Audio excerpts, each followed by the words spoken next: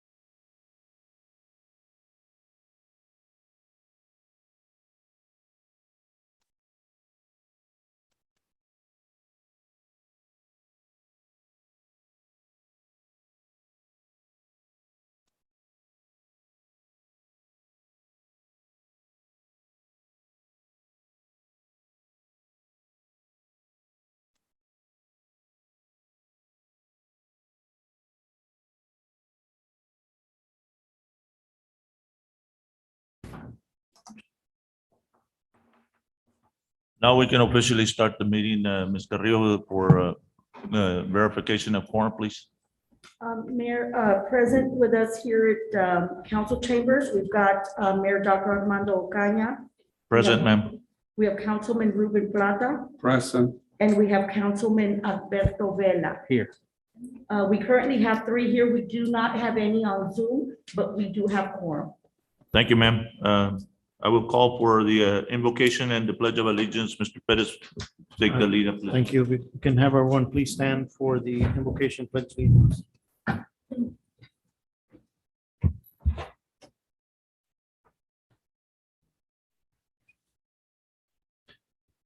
Heavenly Father, we thank you for all your blessings. As October is one of the months for cancer awareness, we come to you today to ask for your healing touch for all cancer patients.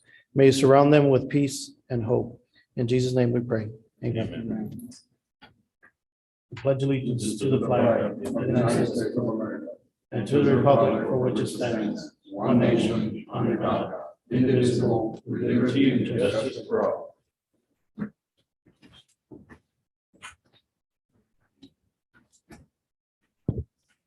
Thank you. For the record, Ms. Nori Gonzalez Garza is here. I will call for presentation number 1, Ms. Carrillo, and I'm going to ask also Mr.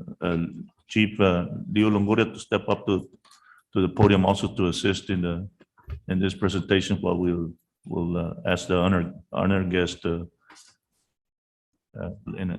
after the proclamation has been read. Thank you. Mayor, Council, the proclamation reads as follows. Whereas National Hispanic Heritage Month is a period from the 15th of September to the 15th of October in the United States and is intended to recognize the contributions and influence of Hispanic Americans to the history, culture, and achievements of the United States. And whereas Margarito Carlos Guzman is a Mission, Texas native born February 22nd, 1940. He began singing as a child and won first prize at an amateur hour competition in the 1950s. He recorded his first record in 1957 and continued to record through 2018 with a total of 50 albums and numerous singles, including the Spanish version of Crying Time and 96 Tears, which became a million seller in Mexico. Whereas Carlos Guzman is a legendary entertainer, television host, singer, and actor who is best known for his 1964 international hit, Vestida de Blanco. Whereas as an international entertainer, he has performed in such prestigious venues as Madison Square Garden, the Hollywood Palladium, the $1 Million Theater in Los Angeles, Bally's Las Vegas, the Cotton Bowl, Gillies, and also the Alamo Dome. He also hosted several television variety shows over the course of 30 years, including his own show in the early 1990s. As an actor, he had roles in Spanish soap operas and in several movies. Whereas Carlos Guzman has received many accolades over the course of his long and illustrious entertainment career and was inducted into the Texas Talent Musician Association Hall of Fame in 1993. And also he was honored with a Lifetime Achievement Award in 2013. Now, therefore, we, the City Council of the City of Mission, do hereby congratulate Carlos Guzman for his groundbreaking musician and entertainment career and ask the citizens of Mission to join in paying tribute to the generations of Hispanic Americans who have positively influenced and enriched our nation and society. Proclaimed on this, the 11th day of October, 2021. Do I hear a motion? I move to approve. We have a motion to approve the proclamation as read. Do I hear a second? Second. We have a second. All those in favor say aye. Aye. All those opposed, same sign. The motion carries 4-0 for the record. And I'm going to ask Chief Leo Longoria to say a few, and after that, we'll present Mr. Guzman to the public. Honorable Mayor, members of the commission, audience, first of all, it's a pleasure being back in your presence. It's been, what, 11 years almost? But I've enjoyed my retirement, but I want to thank you, Mayor, and members of the commission for recognizing a good personal friend of mine, family. Since I've retired, I've recognized the importance of the impact those Latinos and Latinas have done for the state of Texas and nationally. So with that, it's a great honor to be here and introduce Mr. Guzman and his family. So, Your Honor, thank you very much. Mr. Margarito Carlos Guzman to the podium, please, and take your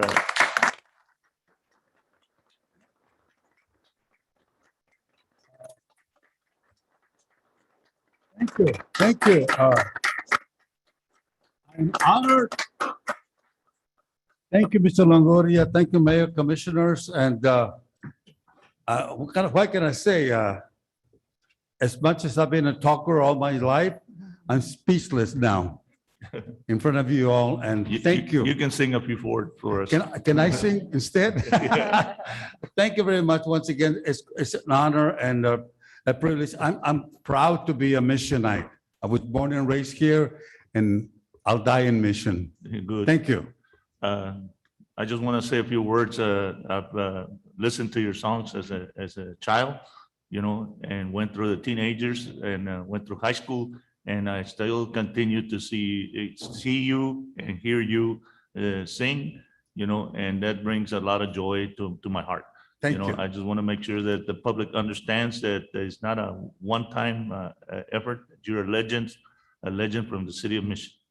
Thank you, Mayor. Yes. God bless everybody, okay? Present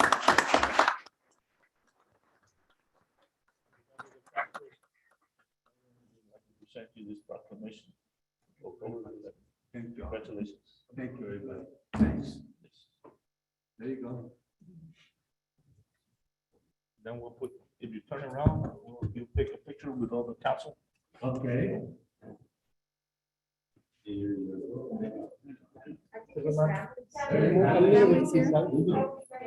Bring whoever you want to, Mr. Guzman, whoever you want to, Mr. Longoria, you want to? Yes.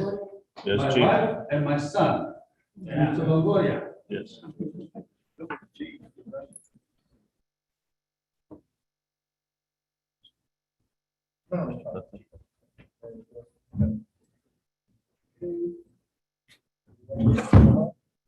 Wait, we're falling apart here. Okay, thank you.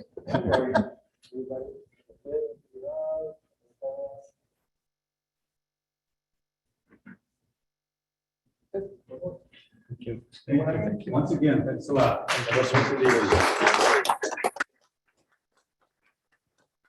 He also has a book out titled Born to Sing, a book. So just want to let you know.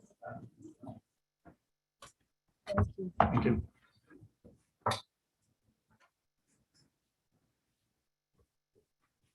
Calling for item number 2, Ms. Carrillo, you have the proclamation.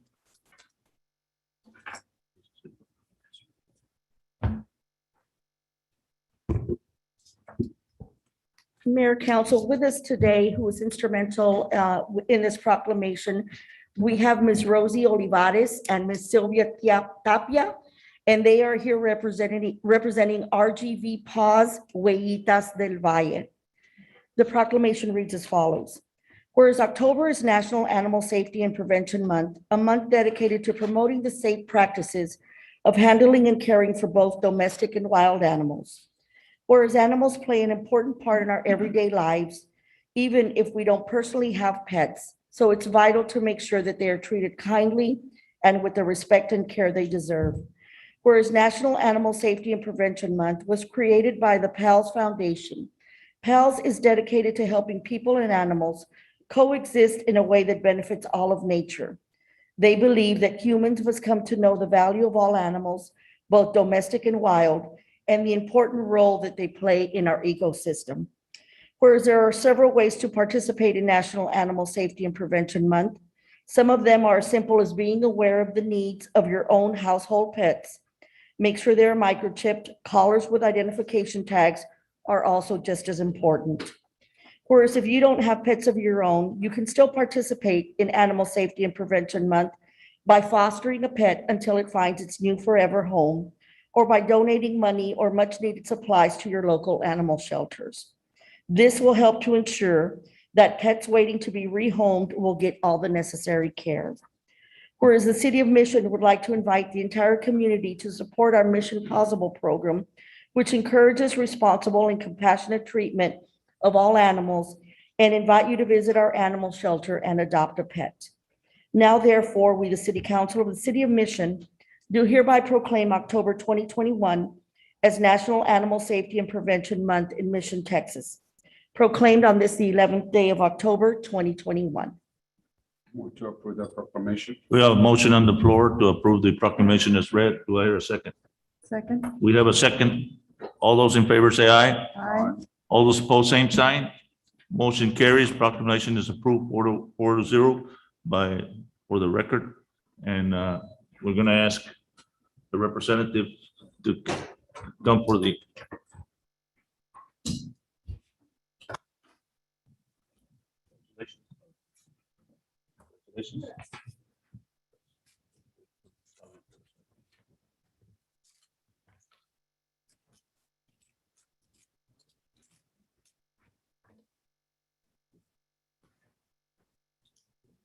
Okay, one with the council.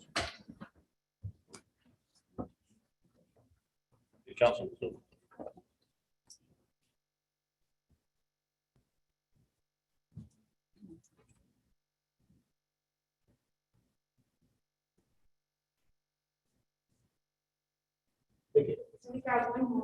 One more.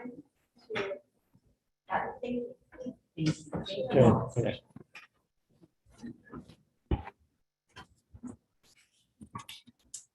Call for item number 3, Ms. Munguia, you have the floor, ma'am.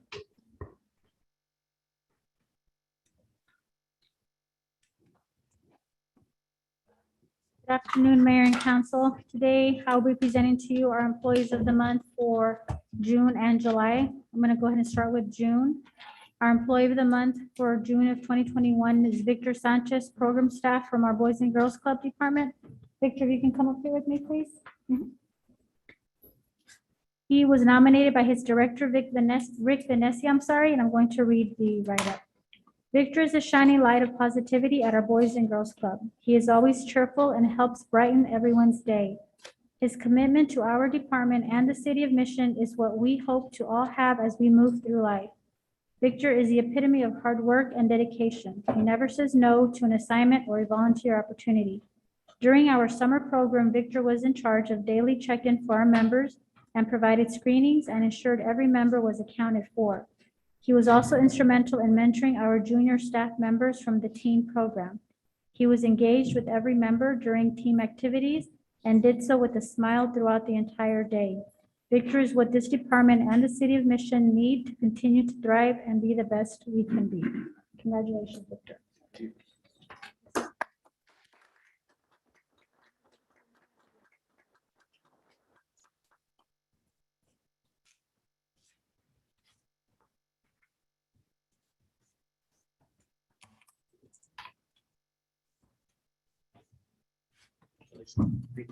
Yes. We get another picture with You wanna do the it staff, together? The director? a picture with, One with the council?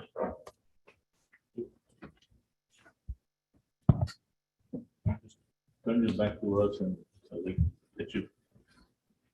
Maybe you want to be on the picture also.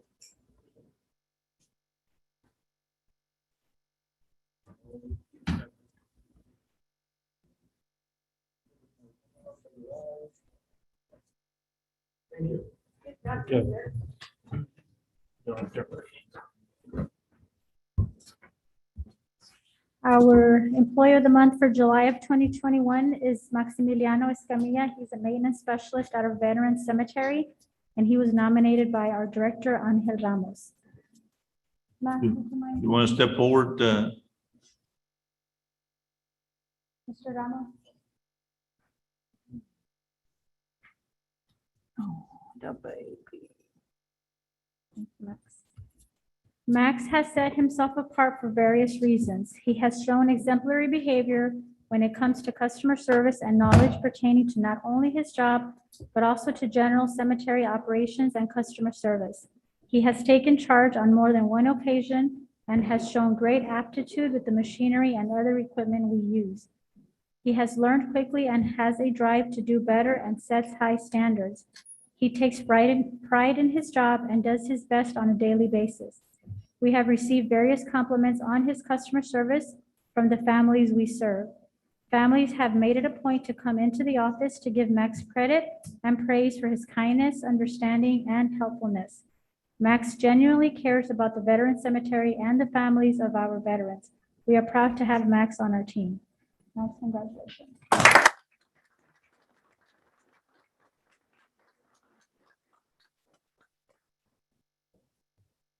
Have the council and myself. We would like to mention this employee of the month for the record. Very much check the minutes. And just to let you all know, Max is a Marine reservist as well.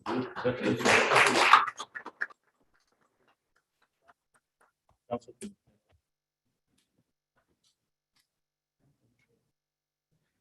You're gonna take-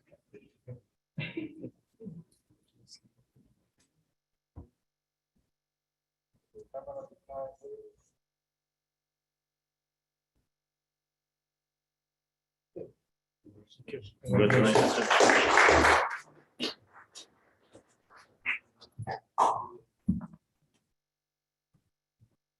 Item number 4, Mr. Terras, you have the floor, sir.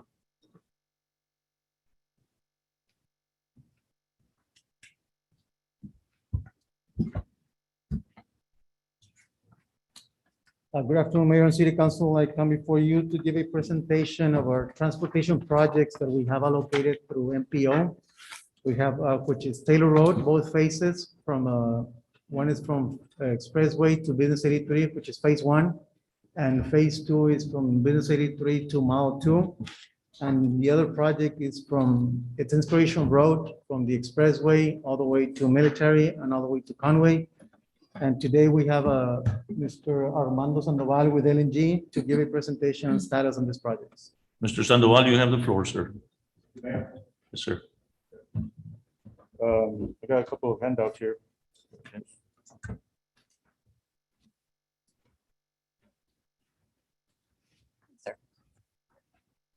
Thank you.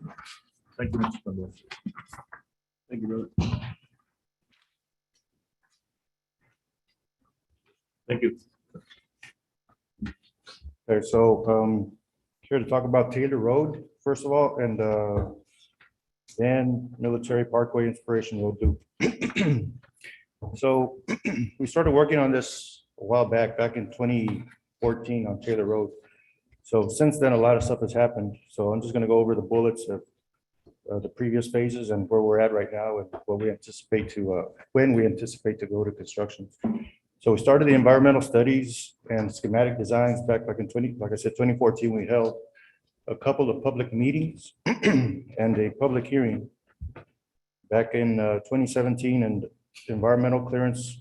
The project was environmentally cleared in 2018 of January. And then, of course, the schematic was approved a few years before then in January 2016. So that's all in the past. Excuse me. So we're working on the plans right now, PS&E development. As Mr. Terraza said, the project is from the expressway over to mile 2, and it's been split at Business 83. So the south project is the first, is section 1. That one, we have 100% set of plans already submitted to TxDOT. We turned those in earlier this summer in May. And section 2, the plans are about. And have they responded? Yes, they gave us some minor comments, very minor comments. So Doable comments. excuse me? Doable comments. Oh, yes, sir. It's just cosmetics, really. Yeah. And the second phase, or the second section, we're at 85%. We should be turning in the 90% to TxDOT to the city. Maybe next month, I think. Yes, next month. As far as right-of-way acquisition, so the south section is pretty much done, or a lot of it is done. So we have 31 parcels have already been acquired, and there's 6 that are pending. 5 of them are going to go to eminent domain, and those have already been transferred over to the city. And the one parcel that LNG is still working on is, I think it belongs to the city of McAllen. It's a little tricky, but that one should be acquired by December also. As far as the north project, there's 28 parcels that have been acquired, and there's still 42 pending, but there's still plenty of time for that one. I'll go over the expected letting dates in a minute. Okay, so railroad coordination. Since this project crosses the railroad tracks, we're going to need them to approve 2 things for us. One is for them to approve us, or to allow the city to cross the tracks with a pipe, drainage pipe. And then the other one is for them to approve the surface, the way the intersection is gonna look, with all the warning lights and everything. So the pipe has been approved. We received the fully executed permit agreement in May, earlier this year. And as far as the railroad crossing work itself, we've had several meetings with them. We've submitted layouts for their review. They've given us comments. And right now, they anticipate giving us approval for the surface crossing around this time next year, about September next year. So that creates a little problem, because the south project is scheduled to be let in May of next year, which is before September, right? So what we're doing is we've been working with Mr. Terrazas on removing that railroad work from the first section and putting it in the second section. So that way we can let the south project on time, or at least in May, right? May of next year. And then the north section will be let to construction in August of the following year after that, which is 2023. And how successful are we with it, the changing it from phase 1 to phase 2 of the road? It's pretty easy. Oh, sorry. So, good afternoon, Mayor and Council. So right now, LNG is working on changing the PS&E, the plans to reflect moving the rubber component to phase two, which entails the traffic signal, the ped heads, the preemption of the traffic signal. So we're gonna switch that to phase two, which is from business to mile two. And estimated time of that happening, so will we be okay to let in May 2022, the phase one? Yes, Oh, yes. yes. Yeah, the work is just gonna take a few weeks, is all it's gonna take. But we can incorporate TechStop's comments we received during that time. So as far as the design is concerned, the schedule, the design is not gonna be a problem for May 2022. The only thing that might be the critical, or that is critical, would be the right-of-way acquisition. Because TechStop's gonna need the right-of-way in place 6 months before it's let, which will put it in December. But I think that's doable. And those right of ways, Mayor, it's in eminent domain. We have our city attorneys working on those eminent domains. So as soon as we execute those right of ways, we will start moving. We have some utilities that needs to be relocated before the construction. So that's also something that hold up the project on the right of way and the road permit. Of those 5 in eminent domain, Mayor, 2 have been negotiated with and are settled. 2 just came through hearing, and 1 is still pending their consideration of our counteroffer. But the 3 that are pending, you have filed the document already? Yes, I expect, yes. And also on one of them, the money has been deposited was the court registry, so essentially it's ours. Continue. Okay, so as far as the project cost, I know recently, Mayor, you've been working with MPO and trying to get the COVID funds allocated to this, so. We're making the shift. Excuse me? We're making the shift. Yes, okay, good. So I think everything's in place for Taylor Road. If there's any questions, I can move on. Any questions by the council on Taylor Road? Any questions?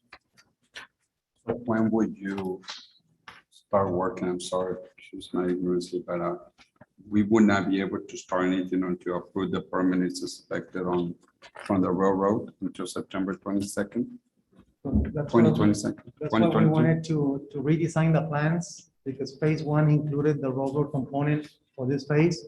But I didn't want it to wait for another year. I wanted to be that part of phase two and go ahead and let this project on phase one.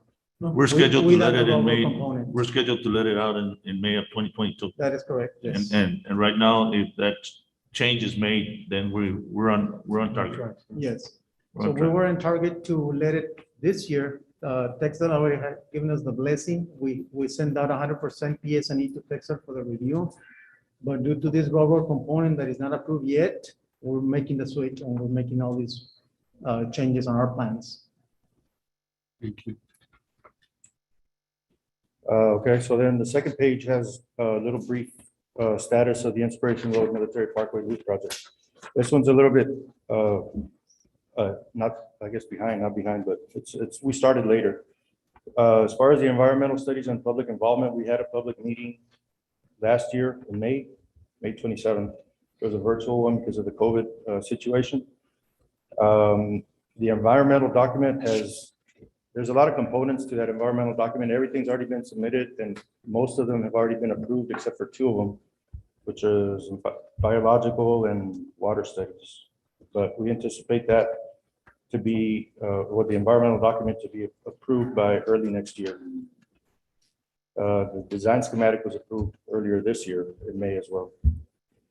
So we started on the plans. The plans are 30%, well, 25%. We're going to turn into 30% to the city and then to TxDOT, hopefully by the end of next month, or October, by the end of this month or next month. And right away, we're working on the right of way map. We count about 54 parcels total that are going to be needed, 13 along Military Parkway, 29 along Inspiration, and then 5 along the hike and bike, because that's going to have to be redirected. And 7, excuse me, 7 along the outfall. This project is not scheduled to go to construction until 2027, but we've been working with the mayor and pushing that up to 2024, which would allow it to be any time between September 2023 and August 2024.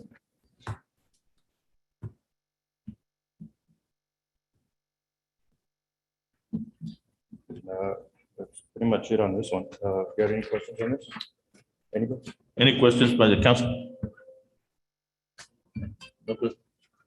Thank you, Mr. Sandoval. I appreciate the update and keep us informed as you're moving forward. We will, Mayor. Hopefully we'll green light for May of 2022 for phase one of Taylor Road. That's very, very important also. And of course, thank you for moving the 2027 to the 2024, because that's critical also, people from that area are, looking forward for the new street. Yeah. So. It's going to be a good project. Yes, sir. Thank you. Item number 5, Ms. Enriquez, you're on Zoom. Yes, Mayor. You have the floor, ma'am. Thank you. Good evening, Mayor and City Council. So tomorrow, the Chamber will be hosting visitors from Mazatlan, Sinaloa, as we showcase the Bryan House and give them a taste of admission. So we're really excited about that. And on Wednesday, we will be hosting our first informational session for our businesses. And these are businesses who are interested in the Merit Project, which is a federal grant program that we have going on this fall, spring, and summer. So we invite any businesses who would like to improve their business practices to join us at the Chamber on Wednesday at 10 a.m. On Thursday, we do have a ribbon cutting ceremony as we help celebrate Miami Fitwear. They are online and international and nationwide. So we do invite our friends for the Chamber and the city leadership to join us. Next Tuesday, we do have a business development and educational session on Publico. The objective of this session is buyer persona y creación de contenido. So it is in Spanish. On Thursday, we are excited that we will be hosting our annual member award ceremony. We still have tickets and table sponsors available for anyone that's interested. And this is happening on next Thursday. So we're really excited to kick off another year and roll into a new one. We are getting ready to send the annual report to all of our members. So some of the highlights of the report is we have a total of 57 new members. We have a total of 352 members of the Chamber. 10 of those members have upgraded their membership. And we will be rolling out and mailing our members a roster of the 21-22 Board of Directors, which is a total of 15. And that's all I have for this evening, Mayor and Council. Thank you, Ms. Enriquez. Any questions by the council? No question. Go ahead. No question? No questions? No questions? Thank you again, Ms. Enriquez, and I'm moving to item number 6. Mr. Perez has presented to us in writing the departmental reports. What is the wishes of the council?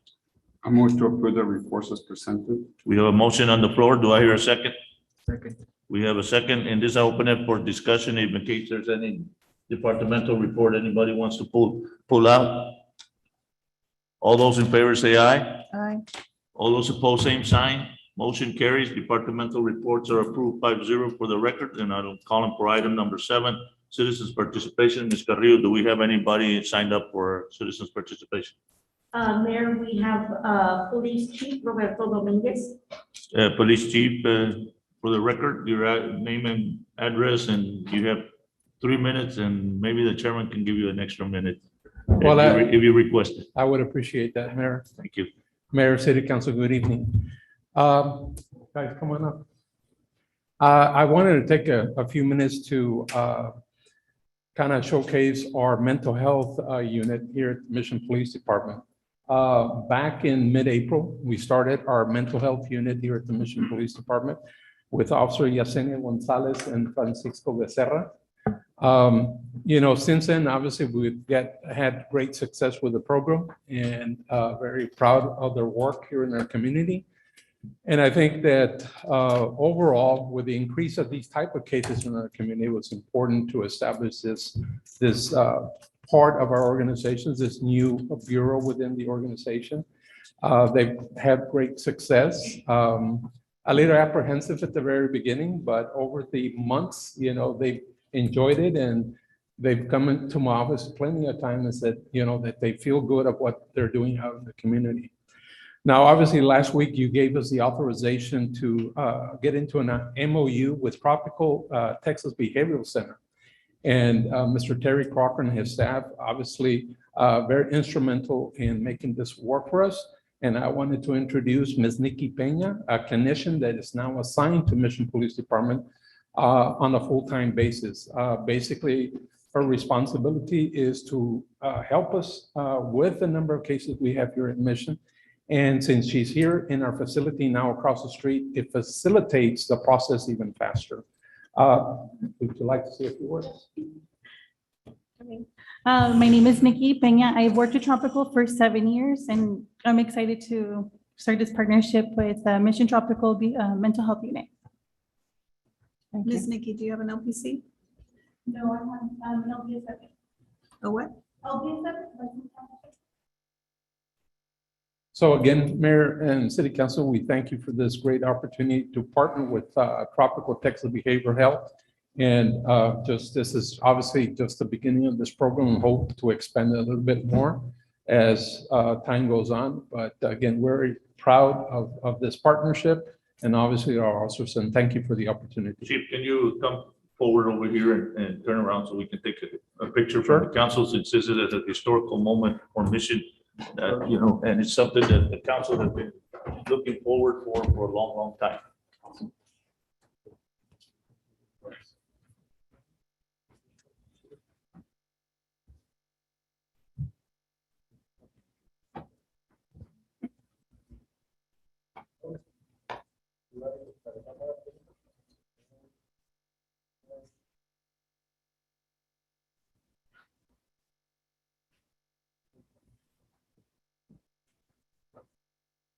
Thank you. One more, please. One more.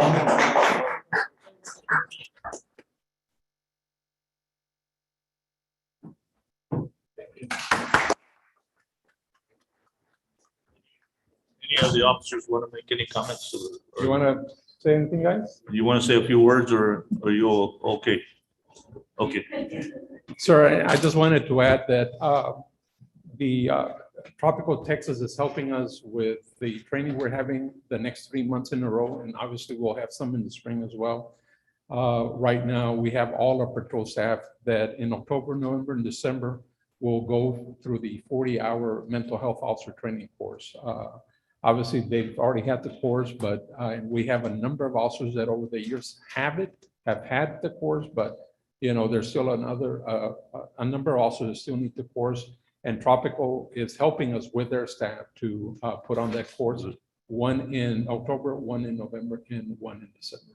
Good. So, thank you. Thank you, Chief. Any other, Ms. Carrillo?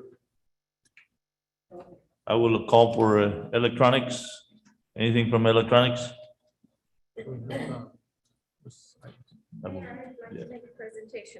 Let me just clear the electronic. And no electronic. We have no electronic. The chair recognizes Ms. Lerma.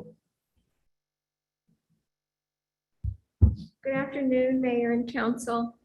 It was a great week for the City of Mission at the TML conference this past week. Unfortunately, we couldn't put it on the agenda because it's supposed to be kept a secret. We're sworn to secrecy to when they acknowledge and let the City of Mission know that they're getting 2 awards. And so this is something that in the history of Mission, this is definitely a monumental moment. A couple years ago, we applied for the first time and we brought home 1. This year, last year with pandemic, we didn't do a submittal. And this year, we submitted several projects and we brought home 2 awards. And the accolades, the honors go to our department heads, that really put this together, that made this happen. So Are they present? Where Yes, they they can are. come forward and be recognized? definitely, I'd like to invite our museum director, Ms. Cynthia Stojanovic. And the museum or the City of Mission received the 2021 Municipal Excellence Award for the City of Mission, the city spirit, over 25,000 in population. And so Cindy, Can you step up front? here, through the pandemic, obviously, we wanted to think outside the box and certainly engage our community. And she came up with a virtual historic tour that was very engaging. I'd like her, I know we've presented it here before. There is a brochure that is tied to it as well. But certainly this wins in the category of city spirit. So I want to say congratulations to Ms. Cindy and to her staff for working really hard to put this together. They've certainly made the City of Mission very proud. So congratulations.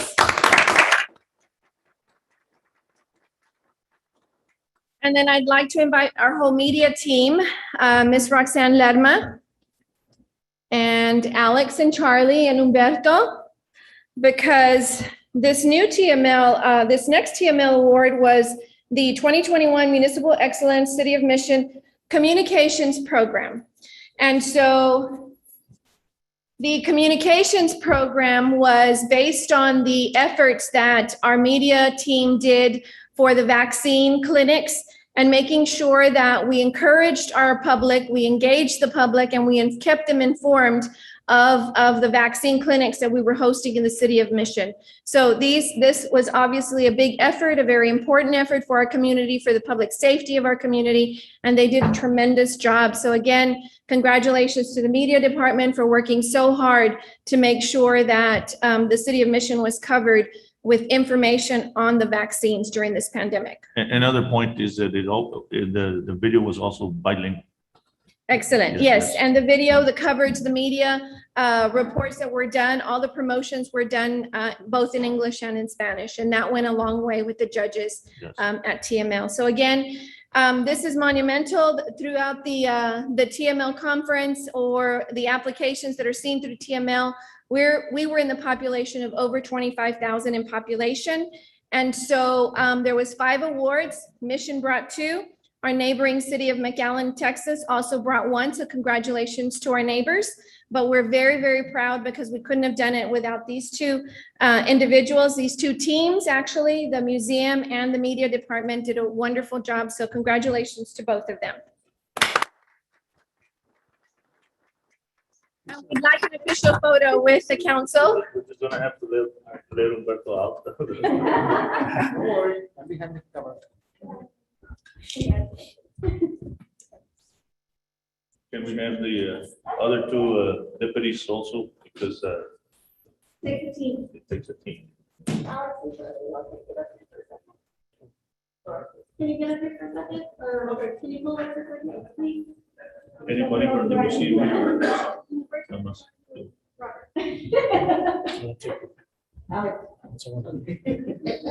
Someone take a picture.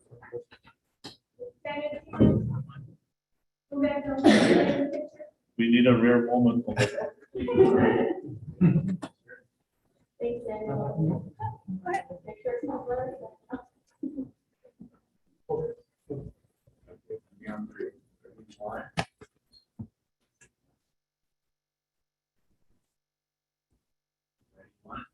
2, 3. 2. Congratulations. Congratulations. Congratulations to both of you. Thank you for your hard work. Your team. Thank you. Thank you, Ms. Ledma. Any other, Ms. Carrillo? No, Mayor. Oh, I got someone that raised their hand. Okay.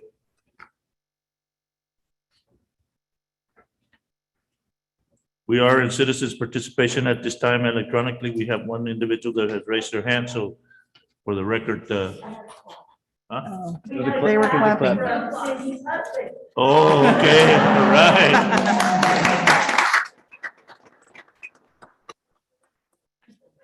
So So I guess that we don't have anybody else, Ms. Carrillo, right? No, Mayor. Okay. I will move over to public hearings and I'll call for the planning and zoning recommendations and I'll call for item number 8. Ms. De Luna, you have the floor, ma'am. Good evening, Mayor and Council. Item number 8 is a conditional use permit for the sale and on-site consumption of alcoholic beverages at the Groves at Sherryland Bar and Grill. This is located at 2402 Brock Street, Unit 2, being lots 21 and 22 Sherry Business Center, also known as Sherry Business Center Condos Unit Number 3. This property is zoned commercial, and the applicant is Groves at Sherryland in care of Mauricio Hernandez. If the council is inclined to approve this item, an adoption of an ordinance will be needed. The 2,171 square foot restaurant is located within a commercial plaza approximately 420 feet south of Griffin Parkway along the east side of Sherry Road. The applicant operates a bar and grill which offers alcoholic beverages with their meals. The applicant is proposing to have karaoke every Thursday from 9 to 12. Hours of operation would be Monday to Sunday from 11 a.m. to 2 a.m. Alcoholic beverages will only be sold during allowable state selling hours. He's proposing 10 employees. Parking is held in common. They have a total of 153 parking spaces that are shared among other businesses. Sale of alcohol, section 1.56-3A of a zoning code requires such uses to be at least 300 feet from the nearest residence, church, school, publicly owned property. There is a residence within the 300-foot radius. However, P&Z and City Council have waived this requirement for a similar business in the same plaza. P&Z and staff recommended approval, subject to CUP to be valid for a period of 2 years, at which time the applicant will need to renew CUP and TABC license and waiver of the 300-foot separation requirement from any residential or church. This is a public hearing. This item is now before you. This is a public hearing. Anybody in favor or against the conditional use permit? If you're in the audience, please approach the podium at this time.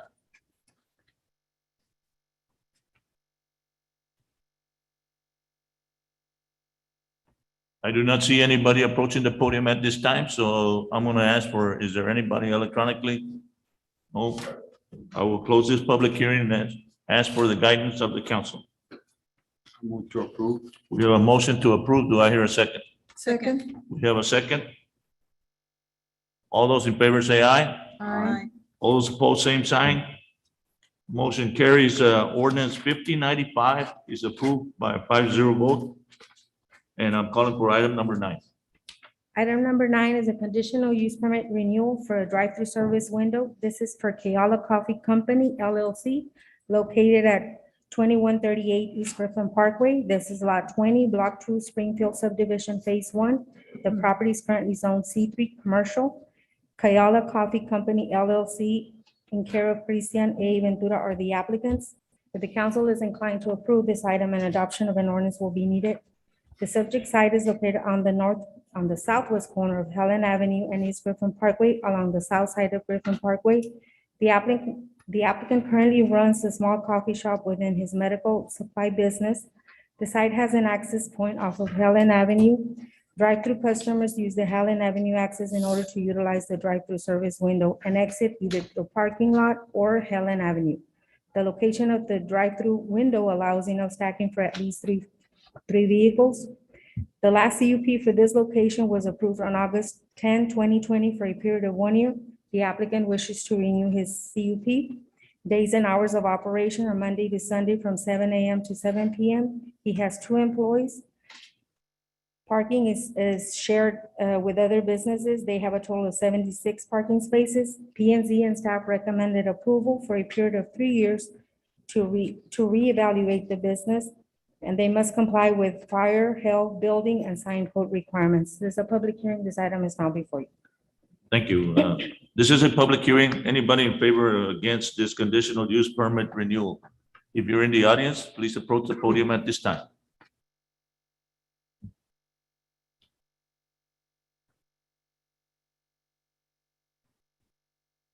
I do not see anybody approaching the podium at this time, so I'm going to move over to electronics. Is there anybody on electronics? There's nobody in electronics. I'm going to close this public hearing and ask for the guidance of the council. Move to approve. We have a motion to approve. Do I hear a second?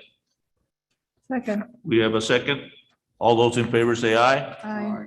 All those opposed, same sign. Motion carries. Ordinance 5096 is approved by a 5-0 vote. I'm calling for item number 10. Item number 10 is a conditional use permit renewal for the sale and on-site consumption of alcoholic beverages. This is for Extreme Pizza located at 608 North Sherry Road, Units 4 and 5. This is out of Lot 1, Alba Plaza subdivision. The property is currently zoned commercial, and the applicant is Arbos Foods LLC. If the council is inclined to approve this item, an adoption of an ordinance will be needed. The subject site is located a quarter of a mile south of East Business Highway 83 within a commercial plaza along the east side of Sherry Road. Extreme Pizza is a family-oriented restaurant that sells pizza, chicken wings, sandwiches, salads, and they also offer alcoholic beverages with their meals. The last CUP for the sale and on-site consumption for this site was approved on September 9, 2019 for a period of 2 years. The applicant would like to renew the permit. Hours of operation are Monday to Sunday from 11 a.m. to 11 p.m. They have 12 to 13 employees, 3 to 5 per shift. Parking is held in common for the commercial plaza. Sale of alcohol, section 1.56-3, 3A of the zoning code requires such uses to be at least 300 feet from the nearest residence, church, school. There is a residential subdivision within the radius. P&Z and council have waived the separation requirement in the previous CUP approval. P&Z and staff recommended approval, subject to the CUP to be valid for a period of 2 years, at which time the applicant will need to renew the CUP and TABC license, waiver of the 300-foot separation requirement from residential neighborhoods. There's a public hearing. This item is now before you. This is a public hearing. Anybody in favor or against this conditional use permit renewal request? If you're in the audience, please approach the podium at this time.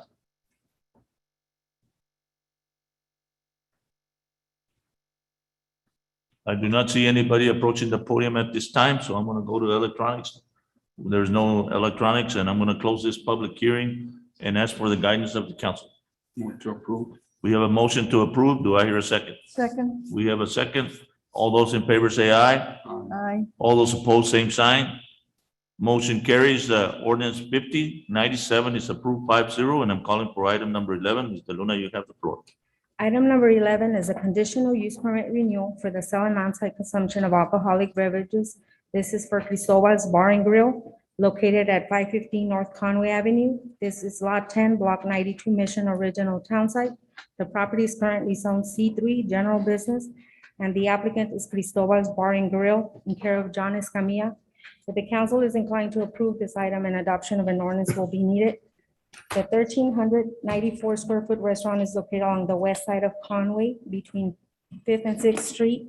The applicant fenced in 1,425 square feet area along the south side of the building to add to the existing outdoor patio area. Access to the site can be from Conway or from the alley where there is a paid parking area. The applicant operates a bar and grill which offers alcohol with their meals. The last CUP for the sale and on-site consumption of alcohol at this location was approved on September 9, 2019 for a period of 2 years.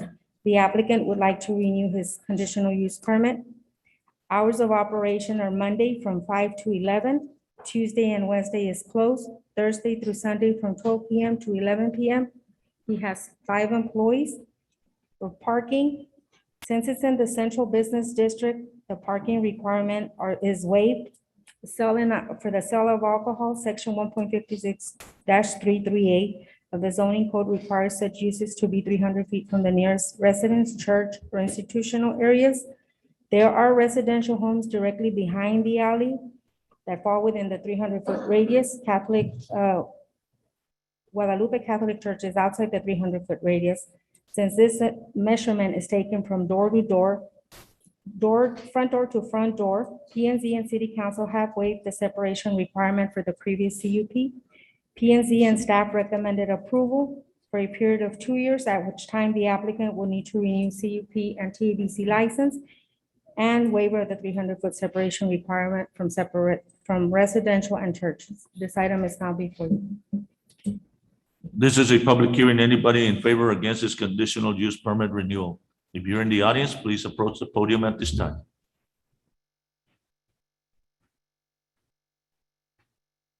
I don't see anybody from the audience approaching the podium at this time, so I'm going to move to electronics. Is there anybody in electronics? No, nobody's in electronics. I'm going to close this public hearing and I'm going to ask for the guidance of the council. Move to approve. We have a motion to approve. Do I hear a second? Second. We have a second. All those in favor say aye. Aye. Aye. All those opposed, same sign. Motion carries. Ordinance 5098 is approved 5-0. And I'm calling for the consent agenda item. Thank you. All consent agenda items are considered routine by the city council and will be enacted by one motion. There will be no separate discussion of these items unless a council member requests an item to be removed and considered separately. The city council may take various actions, including but not limited to rescheduling any item in its entirety for a future date or time. The city council may elect to go into executive session on any item, whether or not such item is posted as an executive session item at any time during the meeting when authorized by the provision of the Opens Meeting Act. Consent agenda item 12, consent agenda item 13, 14, 15, 16, 17, 18, and 19. Any of the councils want to pull any of them? And what is the wishes of the Number council? 19. Huh? I'd like to pull number 19. Number 19? Okay, And I would like to see number 14. number 14. Any other? Any other? No. Do I hear a mission? Do I hear a motion to approve I the move rest? to approve the consent agenda with the exception of items number 14 and 19. Okay, Second. we have a motion and second. Last chance also, I'll open it up to see any city council members want to pull another item out of the agenda. The consent agenda. If you don't, then I'll call for a vote. All those in favor say aye. Aye. All those opposed, same sign. Motion carries. Item 12, 13, 15, 16, 17, and 18 is approved 5-0. And I will call for item number 14. And Enrique? Yes, sir. If you can have Mr. Joe Enriquez, he's our utility billing and collection manager. Okay. He will be. Mr. Enriquez, you have the podium, sir. Mayor, Yes, sir. City Council. My name is Joe Enriquez, utility billing and collection manager. The reason I'm here is that I presented the 2018 and 2019 bad debt account. These bad accounts is I'm asking for approval. Bad debt process gives entities the ability to write off accounts with an outstanding balance. Accounts must receive their final bill and be in final status. It is not required by the city, but yet it gives an option to allow the entity to redistribute the money in general ledger from accounts receivable to an account of your choice, such as uncollectible accounts. Later, if the customer comes back and wants to reopen service with the city, they're able to reinstate the account and move them from bad debt back to the account and make payments towards the account. Any questions by the council? How does this compare to prior years on the? This one this one is similar to the same amount, but yet the city prior to where I come from, we usually do them by year, fiscal year. Yet I was looking to the prior people, the prior person who was here, employee, they would do them quarterly.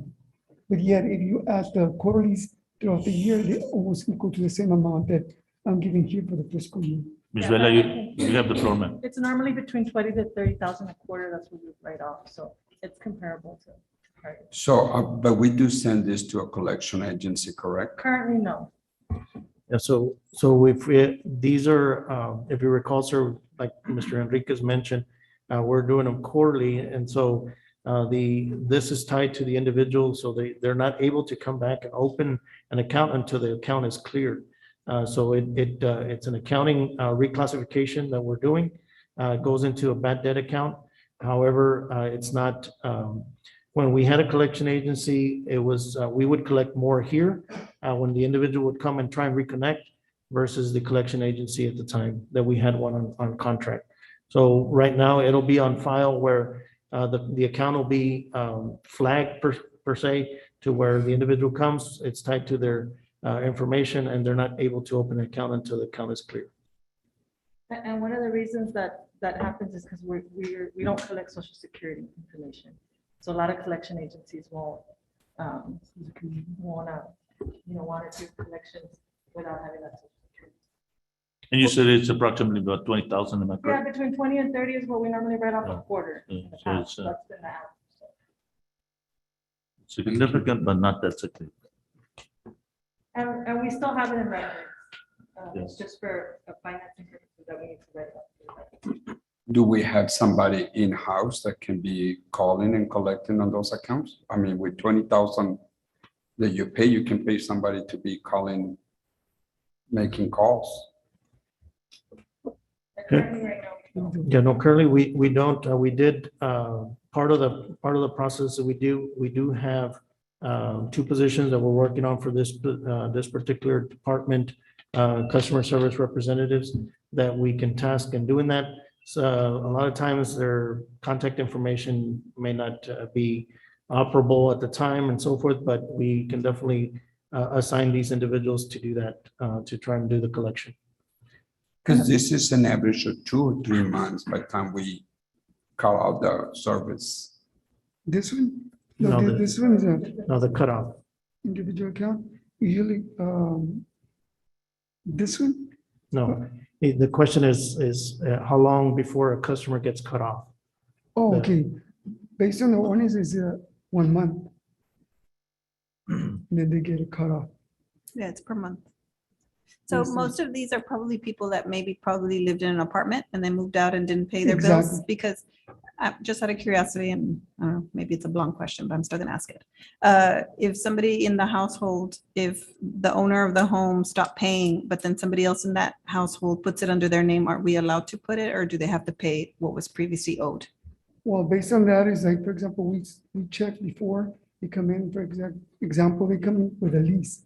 And we notify that it's the same people, phone number and whatever information we have.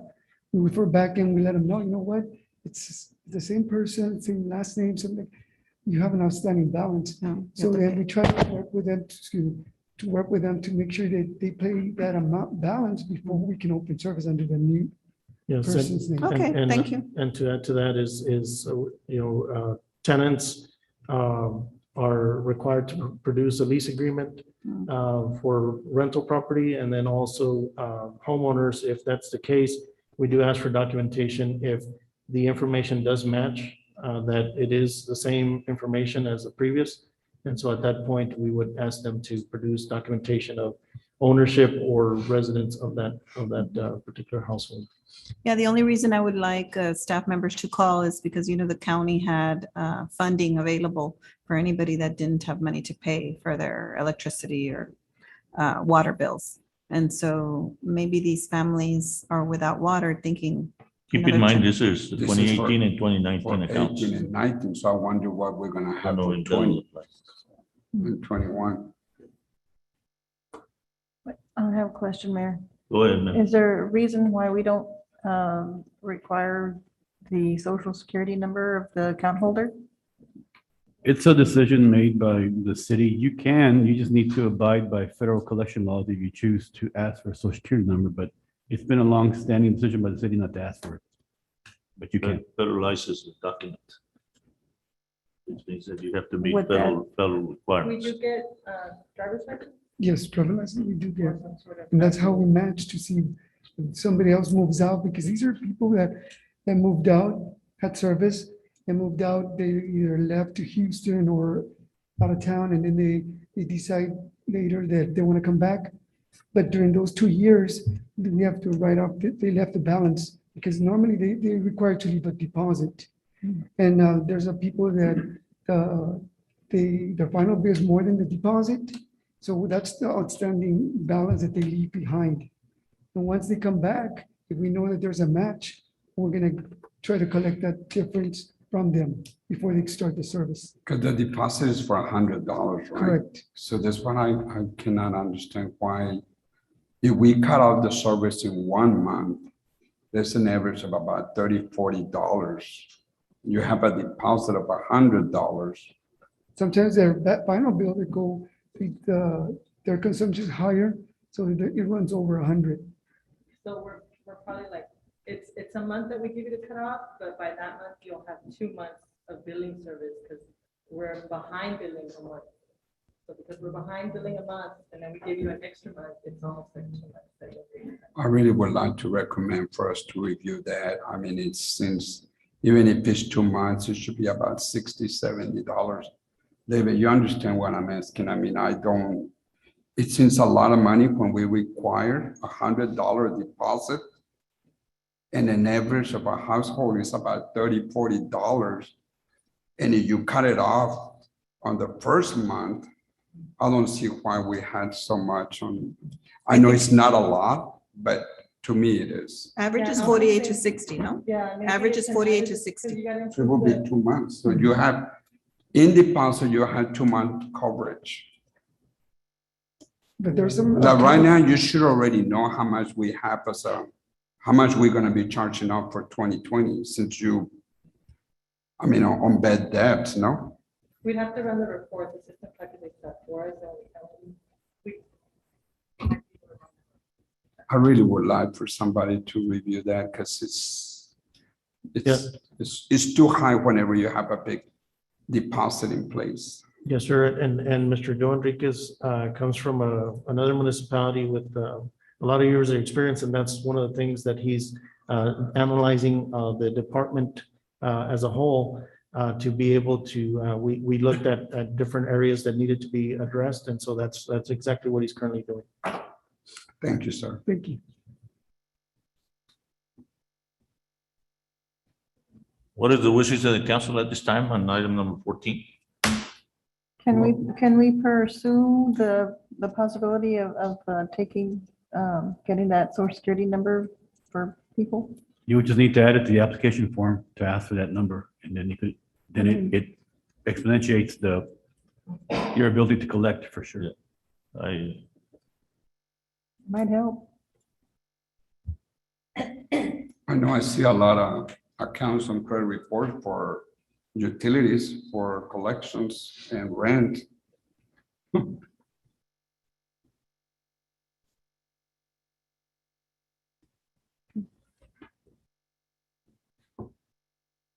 Man, I don't think we have a choice but to approve the charge off. So I'm going to approve, but I would like to really see if we can, if we can say 40, 50,000, it's. Keep in mind, they mentioned that the maximum was 20,000. So if you're gonna save the 20,000 that are per year, which is 40,000 on both years, according to what the report would say. So we're not gonna get to 50,000. So in 2 years. Yeah. It would get 100% of the debt paid. I want a second, and I'm with Nori. I think we should require the social security if we're allowed to change that.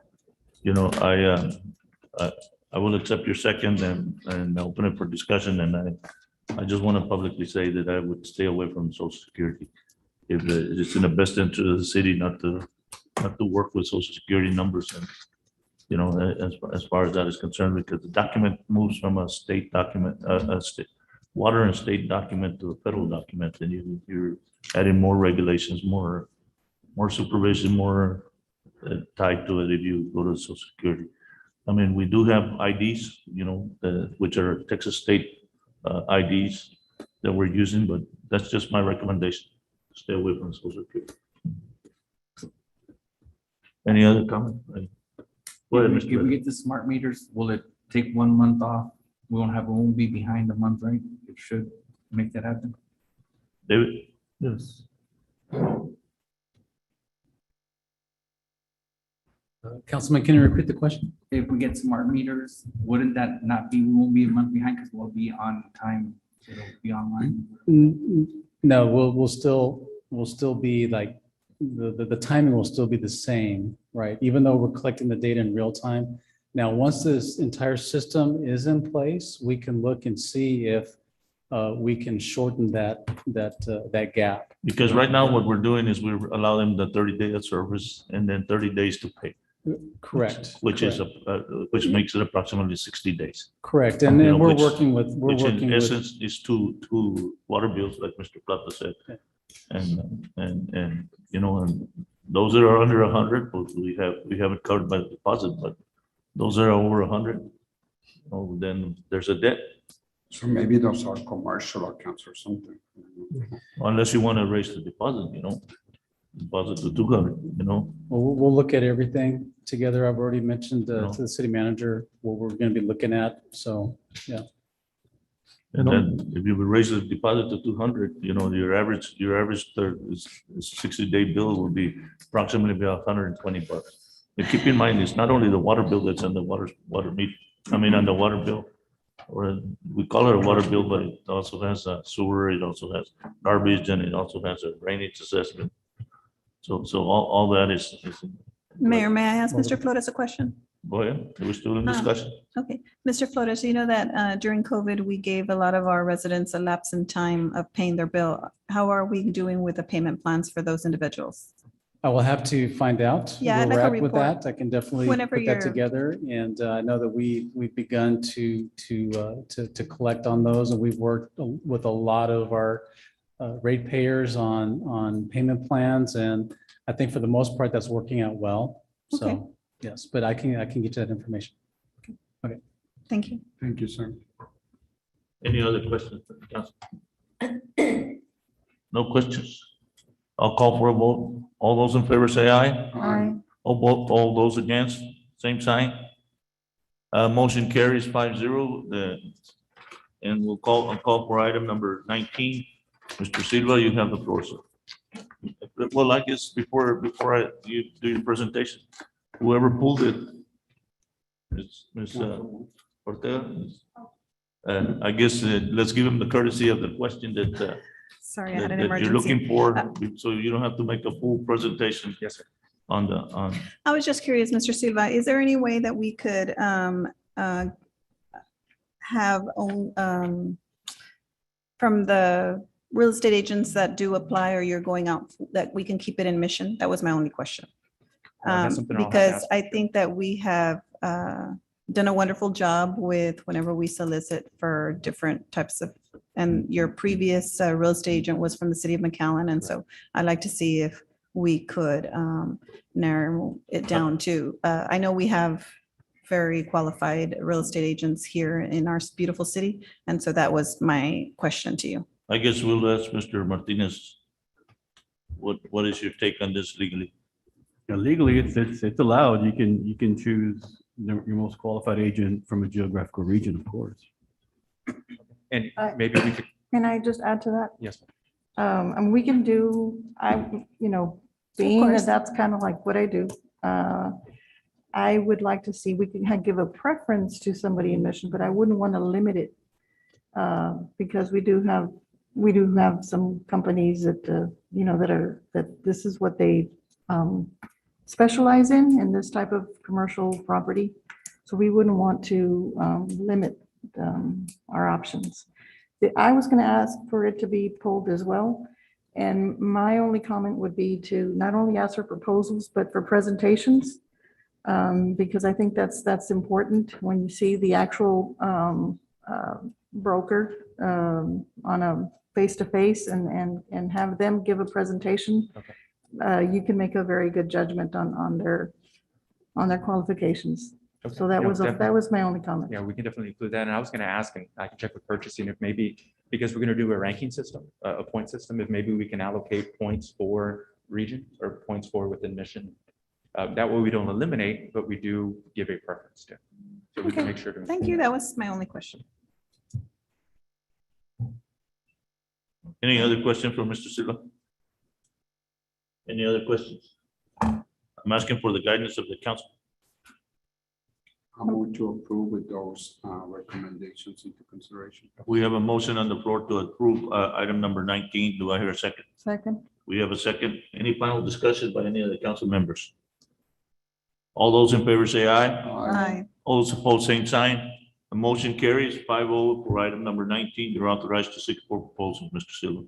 Mayor, one Yes, more, ma'am. and back to the same subject. Is there any way that we could have, because there's several lots, right, that are 9 lots. Is there any way that we could have like 2 companies? And you'd give half of the property to one and half of the property to the other, and you'd actually have two companies working for you at the same time. I can That's definitely just look- an option. I mean, I can you look might into want those to opportunities. present that to your board. I'll take it to the board. And then in the case that there is a third that's brought in by the buyer, then I guess they split it through it. Oh, yes, that's the way that would work. Okay. Yeah, No, I'll no, no, definitely- no, no, no. You have 9 lots, right? So Correct. you would list half of them with one and half of with the other. Okay. So they have their own lots that they would be Understood. representing. And if there is another co-bro situation, then it would just be a two-way split. Okay. Thank you. Okay, any other? I'm moving to approvals and authorization, item number 20, Ms. Luna, you have the floor, ma'am.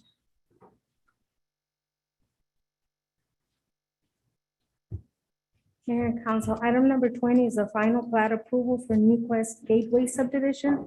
This is an 11.379 acre tract being all of Lot 1 Mission Kmart subdivision. It's currently zone C3 general business. The developer is J.K. Sears, manager and engineer is Melvin and Hunt.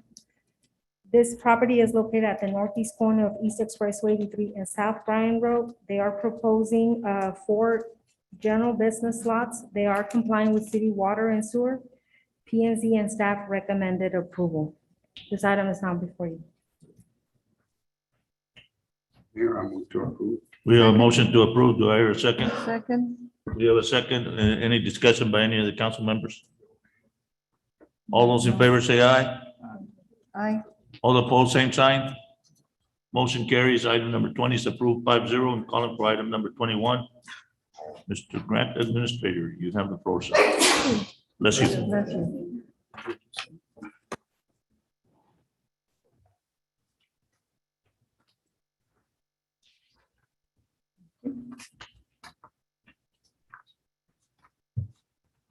Is it on the screen? Yes. Yes.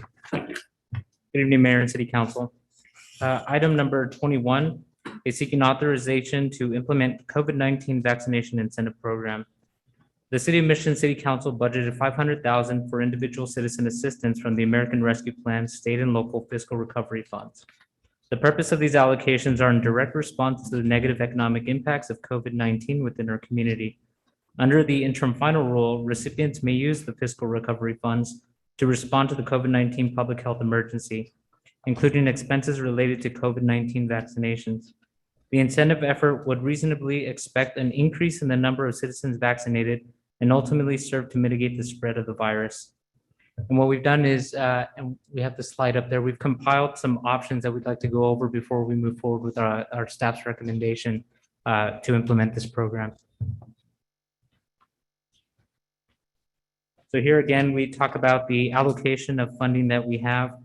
The 500,000 was for individual citizens assistance, which is what we're discussing tonight's agenda. But also to keep in mind that 500,000 was also allocated for small businesses and nonprofit economic assistance. And how's that program moving? It's moving well, sir. Right now, we're working to gather some information, some data from local businesses, so that way they can explain how they were negatively impacted by COVID-19 and kind of figure out a structure that we can implement a successful program. Thank you. Yes, sir. And next slide, please. So again, simply put, our program objective is to decrease the spread of COVID-19 by increasing the number of vaccinated City of Mission citizens through an incentivization program.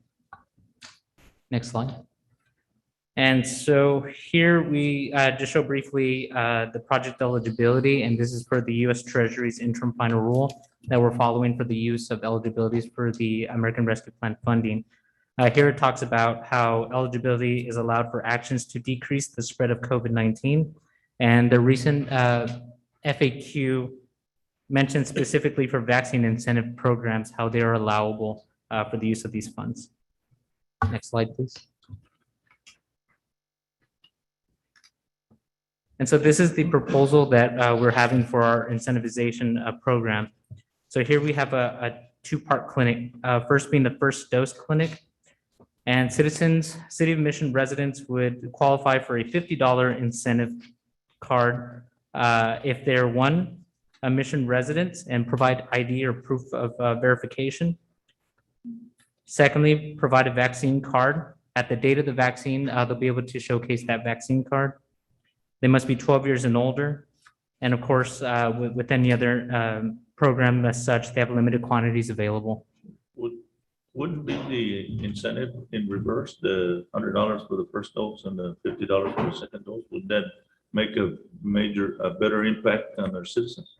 It's possible, Mayor, and we've gotten together with several departments, our executive staff as well, to discuss those options. So the idea here, and we'll talk about the second part, which is going to be the second dose in the booster clinic. So essentially, we're trying to bring these individuals back who've never been vaccinated. So somebody might get the first dose and say, well, I'm not going to get the second dose. And ultimately, we want them fully vaccinated. So how do we draw them back?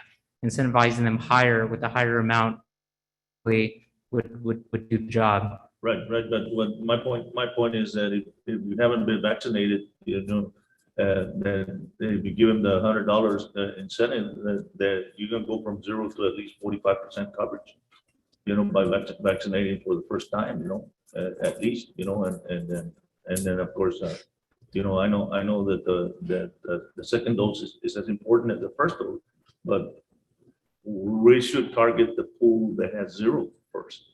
I mean, that would be my I think. Yes, sir. And these are obviously options that we can be changed. And so that's why we want to, just present to the council and make, if you all have recommendations, we can definitely make those changes. And so again, to reiterate, that's the first dose clinic, and the second dose would ultimately be bringing those individuals that went to the first dose clinic back for this second round and ultimately receive a $100 incentive card. Again, they would show proof of residency, their vaccine card at the date and site of the site. They must be 12 years and older, and again, limited quantities are available. But yes, Mayor, like you mentioned, that may be something for discussion at the end. And what is it? What's the number? What is it that's limited? The gift cards are limited? What's limited? Well, we're limited to $500. So we don't want to put a quantity per se for. So because we don't know. it's the gift cards that are limited? Yes, or. Okay. I just didn't know. I just wanted clarification. And in coordinating with the Hidalgo County for the vaccines, we'd ideally like to have a gift card available for every vaccine that would be available to ensure that. What is our vaccine rate in the city of Mission? Do we know? I don't have exact numbers coming from the county, but a quick research this morning, I found at the Texas Department of State Health Services, they have fully vaccinated about 57,913 individuals. So keeping in mind that our average population is estimated 85,077. So that puts us at about 68%.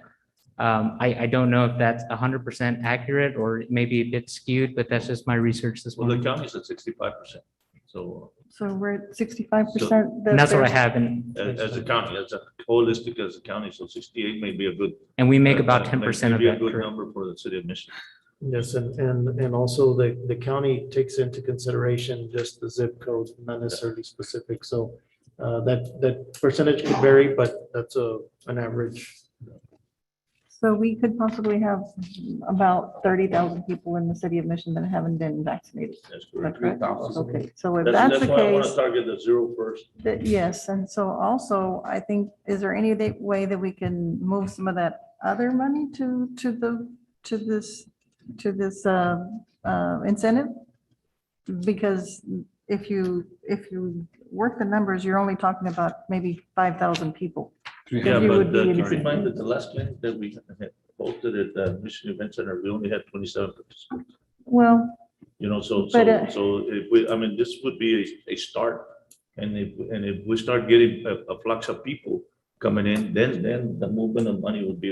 well, then can we hold on to that last $500,000 to see if we need it for this incentive? Because I'd hate to run out of the cards because, Yeah, but keep in mind we also need to keep our businesses, we have to, we have to incentivize our businesses also to stay alive also, because they were closed for days, for months. And we do have an option to help both the resident and the business, where we how we did it with the CARES Act, that we were able to purchase gift certificates from the local businesses. Mhm. In return, give those back to the citizens And to use. join the money. For example, Well, restaurants. that's exactly right. I mean, if you get the money to the individuals, they're gonna go and spend it at the Yes. businesses. So in turn, the businesses are increasing their revenue. Yes. But I think it's important to, if there's a possibility of vaccinating more than 5,000 people, I think that's the goal that we need to look to reach. That would be a great, put the pool together, the 500,000, put it together and then do what because I know the feedback that I've gotten from the restaurants that has been very, very clear that those people that had never been to their place and they got the gift certificates, that now they're coming back. They're seeing them more and more. We have repeaters that are going back to the same because they like the food, they like but someone would say, well, I've never been here. Well, one prime example is Downtown Cafe. They're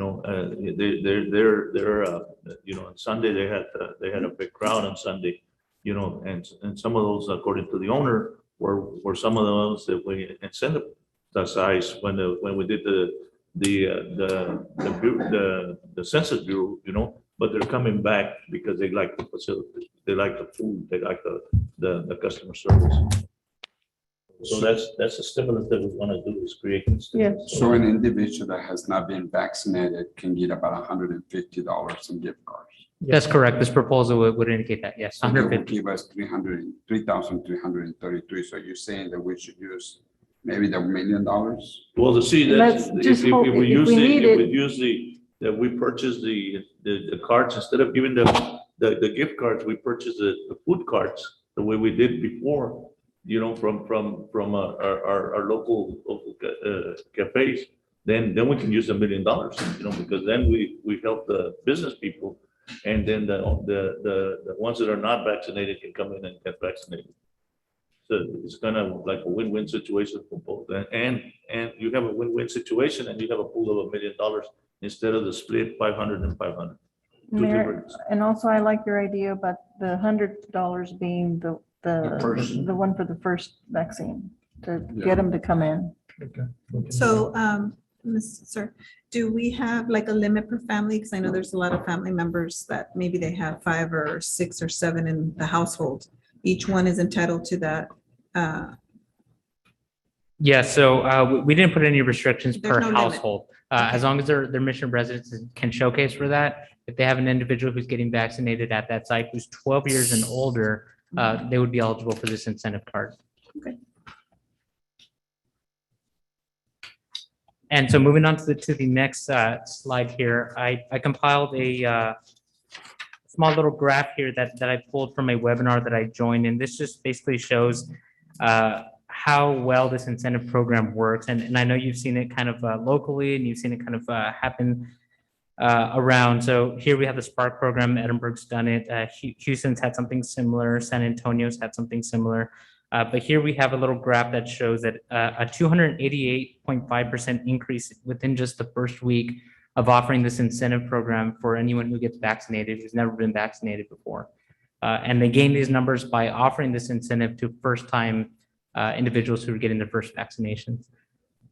And these numbers are showing with just 6,370, they call them Vax cards, cash cards that were distributed to individuals.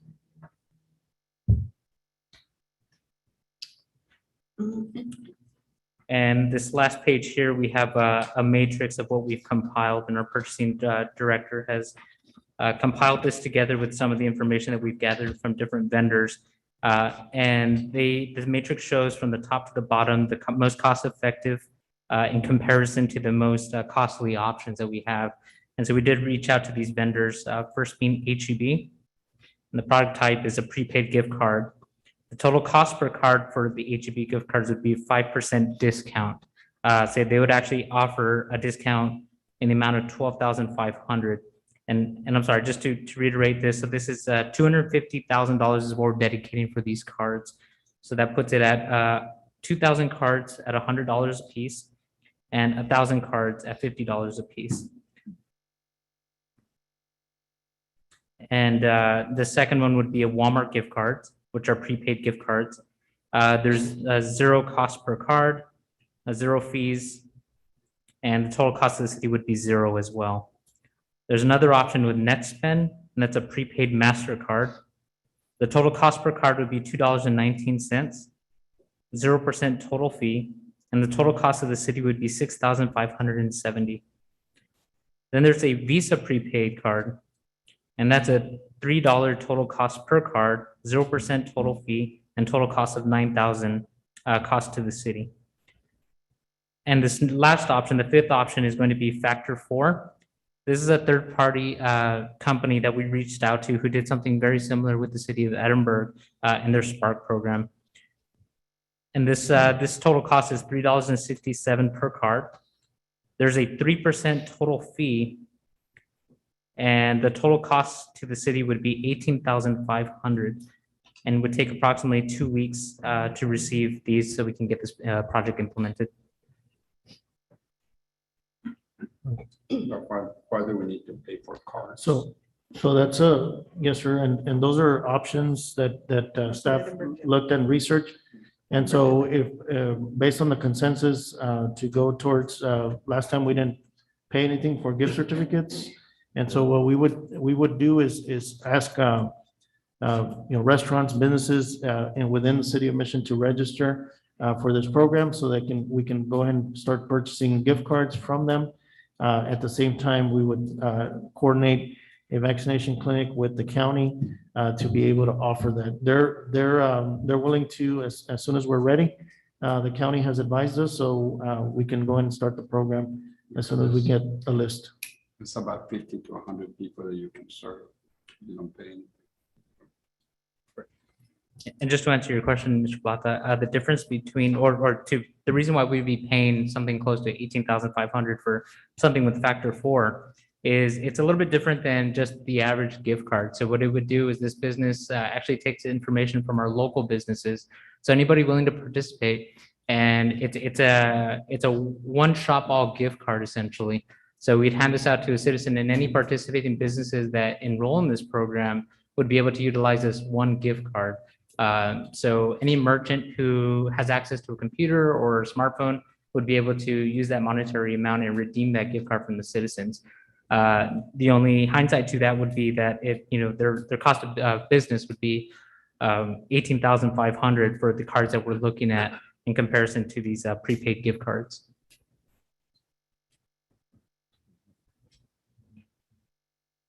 And with that being said, after looking at the cost effectiveness and the options that we have as far as time to get this project implemented and off the ground within a 1 week, and with the savings of 5%, staff is recommending HEB gift cards for this to implement this project. If there's any questions.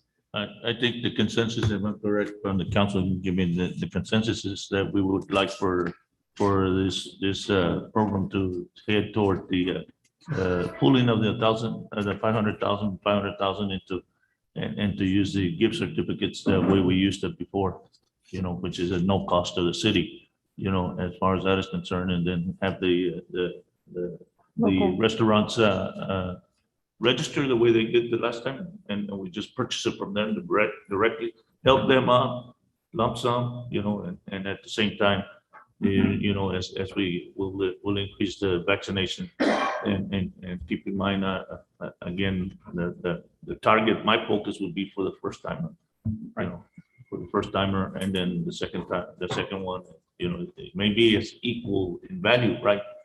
Second dose, but at least don't reduce the first one, because that's really the one that we want to do. In order for us to stop the spread, we have to get people vaccinated, and if they're if they get the first dosage, then later on in 30-60 days they can then get the second dose and the third dose, because the boosters are around the corner already. So they're Understood, here, Mayor. So do you need a motion?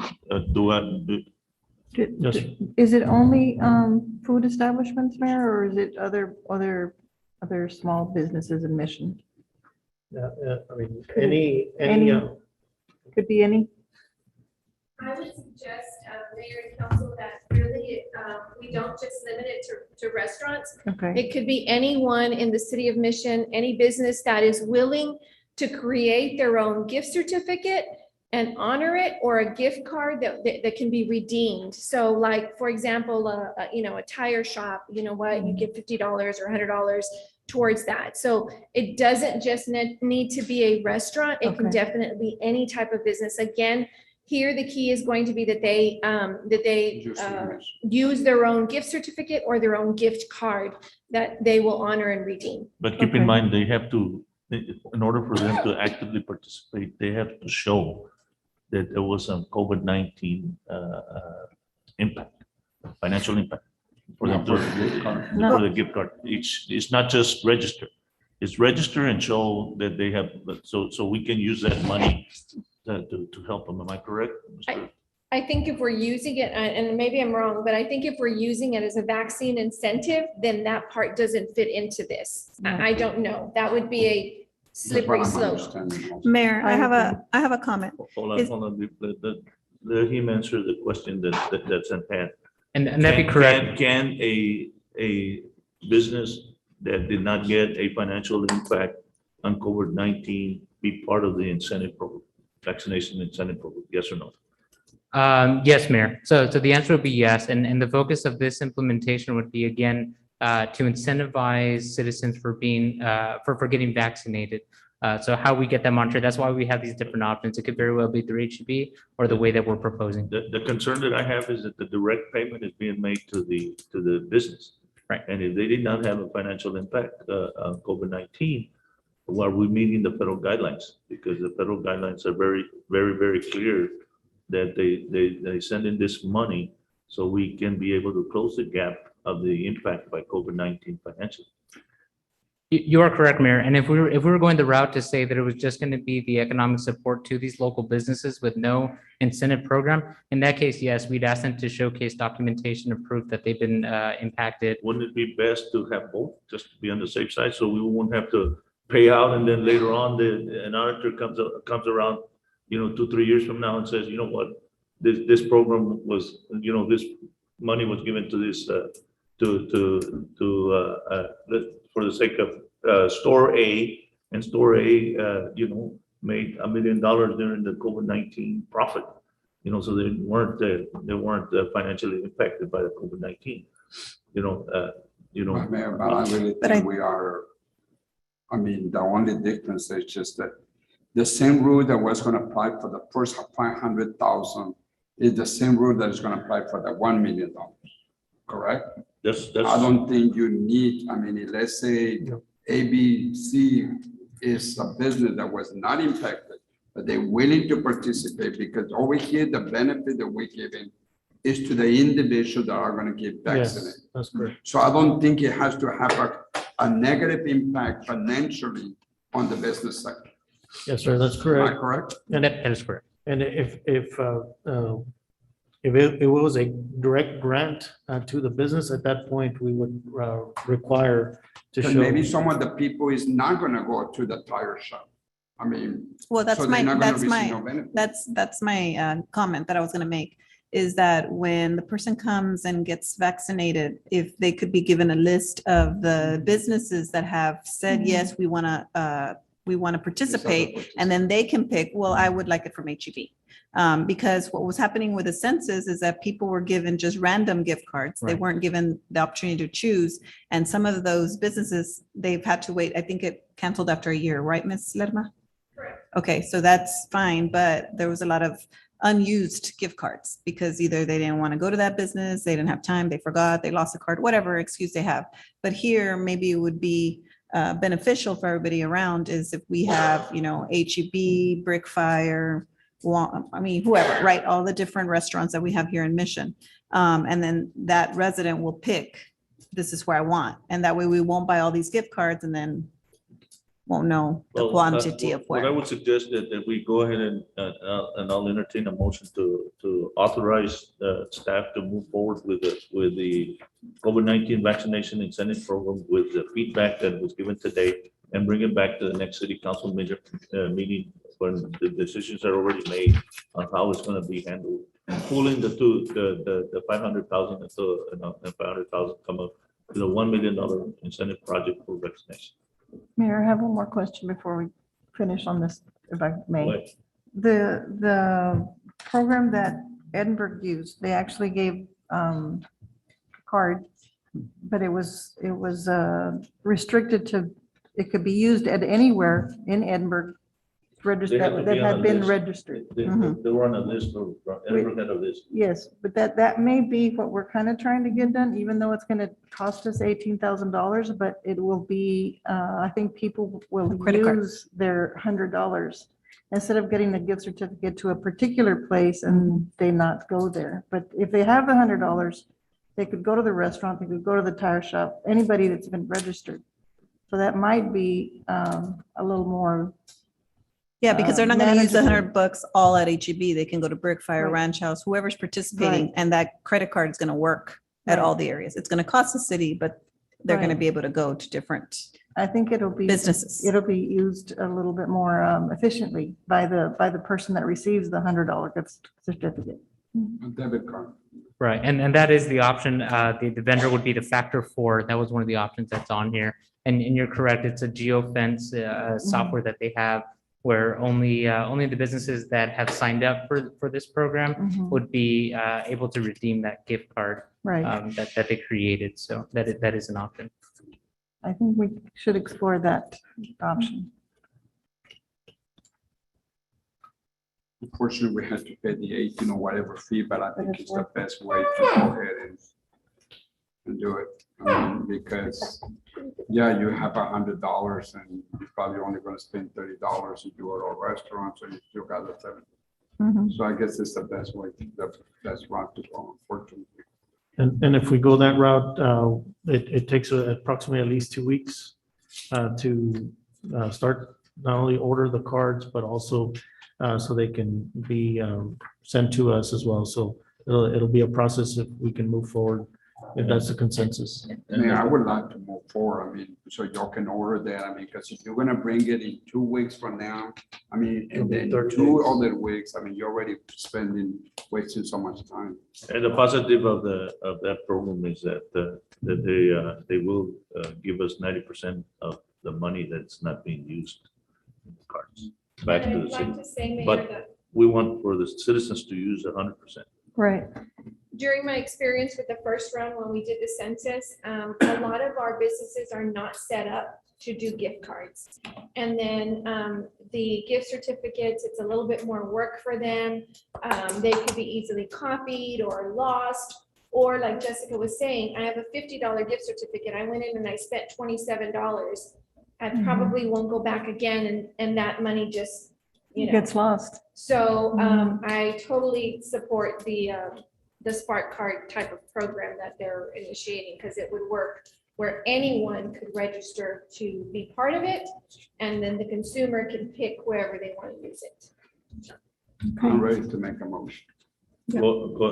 Go ahead, Mr. My Mayor. motion it is to use first of all, the $100 to be the incentive to be changed to those first. credit come to the first one. Use the debit card. Try to negotiate, get the best deal for our buck and use the $1 million versus 500,000. Because here yeah, I want a second, well, Second, you second it? Ms.? Okay. Ms. so Nori we- did, you but second it? Which, Yes. second, open it for discussion, go ahead. Mr. because Cruz. here it's $3, $3.67. Like if we go with Lone Star Bank or Factor 4, they charge us per card, right? Yes, the only. And our bank locally that we bank with can't give us that type of They deal. they didn't offer that service. We did ask, they're in the very bottom of Yeah. the list. It says no. They didn't, however, the issue with that is that it's a Visa card, so it can be used outside the city. Outside. Oh. And so of it. that's the only issue with that. And we want it to be used here in Here. the city of Mission. So the $3 is That's their fee. The 3.67, how much? The 3%? That's correct. So with that, so that's it, that one, right? We're ready to move on with that one. I mean, we don't have to be, Yes. Yeah, we would engage with the vendor and start the process to have the cards made. We'd specify how many and the monetary So amount. we can start on November 1st. And who's going to design the card? What? Who's gonna design the card? Because the census cards were really nice. Your promotion of the census with the oranges and all that. Yeah, we plan to make it something very similar or utilizing that as best that we can to get the process moving. Okay. And as far as the date, Mr. Baca, 2 weeks is kind of what they've advised us. So I believe we'd be pushing closer to November. Yes, sir. Any other question? Calling for a vote. All those in favor say aye. Aye. All opposed, same sign. Motion carries. Item number 21 is approved 5-0 with the changes and the alterations that were recommended by the council. Item number 22, Mr. Lerma or Mrs. Lerma. Mayor and council, item number 22 is authorization to surplus and convey 25 ballistic vests from the Mission Police Department to our sister city of Mazatlan, Sinaloa. This equipment is no longer of use to the Mission Police Department. And so we'd like to surplus it today and be able to convey that over to our sister city programs. Want to approve. We have a motion to approve. Do I hear a second? Second. We have a second, and this is open for final discussion. All those in favor say aye. Aye. All those opposed, same sign. Motion carries. Item number 22 is approved 5-0, and I'm calling for item number 23. Mr. Avila, you have the floor, sir. Good afternoon, Mayor and Council. Item 23 is authorization to purchase automotive parts, fluids, maintenance equipment, and supplies for LNG cells, which is Napa buy board contract 629-20, O'Reilly's Auto Parts, source bulk contract 032521-ORA, and AutoZone National IPA R 170201 for Fleet Department preventative maintenance. This is to purchase for the Fleet Department for fiscal year 2021-2022 for preventative maintenance on all city vehicles and special equipment. Staff and city manager recommend approval.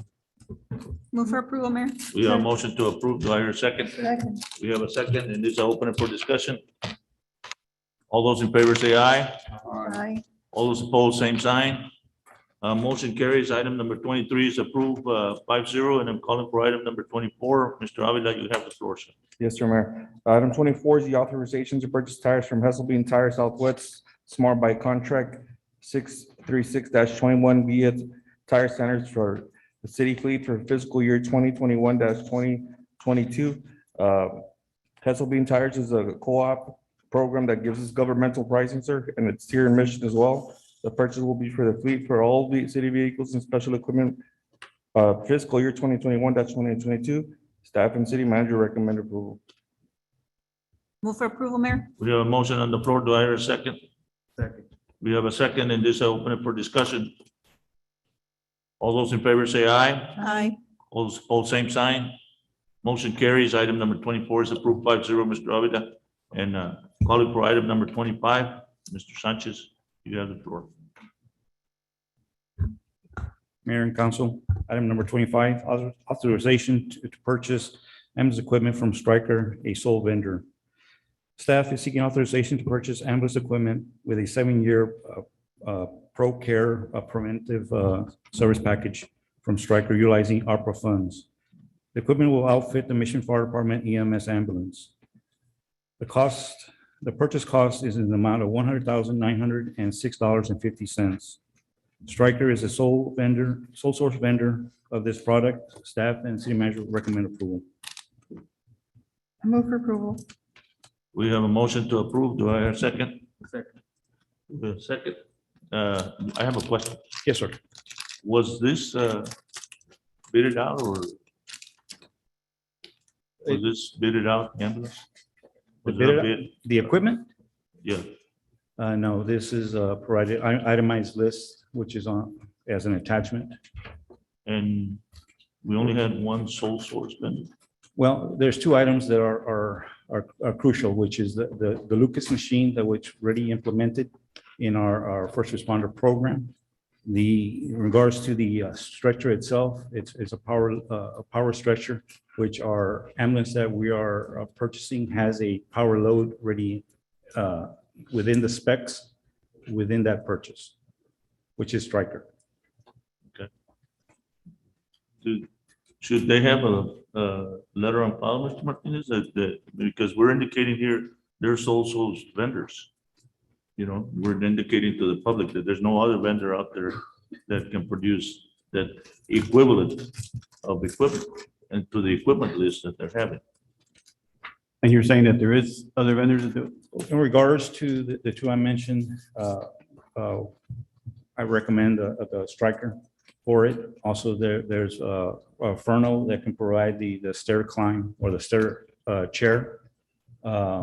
And there's the monitor that can be another company. Now, sole source, Mayor, doesn't mean the only individual. It means that these are the only ones. So you can have a couple of sole source vendors, not just one. Mayor, the reason in regards to all the items being sole source or recommendation for it is that there is a service maintenance contract for 7 years for all of it. I'm not saying anything about the product. I'm not saying anything about the field. The question is, did we bid it out? And obviously the answer is no. No. You know, so somebody made a determination that this is a sole source vendor and is the recommendation that you're making for us to approve this. You know, Yes, sir. so that's why I'm asking legal, because I don't want any problems later on in the future. You know, you know, a company may come back and say that they are, you know, they didn't get an opportunity to bid. A sole source, Mayor, like a buy board can be purchased without going out for bid. Yeah, but there's no buy board indicator here. If there Right. was a buy board indicator, I wouldn't be asking the question. There's no buy board here. No, but Or the sole, I mean, does your agenda have a buy board? it does not, Mayor, but the sole source, it essentially along the same lines of a buy The board. definition of SOLD, sole, that means that there's only one. Well, in I mean, definition, but there can be other sole source vendors. For the same product? Yes. Then they're not sole source. And it's sole source vendor for a specific product, a specific type of equipment. That equipment can be, another brand, but that's what they're referring to as a sole source. Sole source is that particular piece of equipment is from this particular company as a sole source. And Chief Sanchez, we've worked with this company before? You've Yes, ordered from them before? Yes, we have purchased equipment. The last one was the Lucas machine through the CARES Act, which we invested, I believe, $96,000 on 6 units. Okay, Randy, we have our purchasing agent here. We have Yeah. questions. Peter, you want to, address the council? I mean, if the direction of the council is to solicit, we would, have to put specs together for the equipment and put it out for solicitation. You have the floor. So my understanding is same as Mr. Martinez, where if for this specific product that was specified, there's a sole source. And so if it's sole source, just as if it's on the buy board, it didn't require solicitation. If there's alternate. Again, you use buy board also, but there's no buy board number. Right, but sole source does not require solicitation. If it's required, this product is required and this is the sole source for it, then we can proceed without a solicitation. And you have the document there, sole source. We have the sole source document. Okay. Yes, sir. Thank you. Thank you. I guess I was the only one that had questions, so unless anybody else has questions. All those in favor say aye. Aye. All those opposed, same sign. Motion carries and it's a 5-0 for item number 25. Thank you, Based on Mayor. the- Item number 26, authorization to award contract for ambulance service. The city of Mission received one competitive proposal on July 15, 2021 for ambulance services from Medcare EMS. Proposal received were referred to evaluation committee appointed to review and evaluate proposals based on technical qualification factors, cost and fees to perform the services. The term of the contract shall be for a period of 2 years and may be renewed annually thereafter with a mutual consent in 1-year increments for a maximum 3-year extensions. After review, the evaluation committee and the ambulance board recommend award to Medcare EMS. Staff and the city manager recommend approval. I move to approve. We have a motion to approve. Do I hear a second? Second. We have a second. I'd like to amend the motion to change from a 2-year contract to a 5-year contract. Do I hear a second? Second. We have a second. And this I open it for discussion. Go ahead. You- I do have a couple of comments on the contract. Just to be specific, I would like to have a question on the certified drivers situation. Can you give us an update? Because I know that the city actually sent a letter of support. I don't know what the requirement has been extended for a period of time. I do not have the true date on that, but in regards to the governor extending the availability of drivers to continue service with the ambulance service portion of it. I do not have a true date, but I know we're within compliance of that from the government. Does anyone know the date? And the information that I received Hold was, on. Do you all know the date? Okay. Do you have?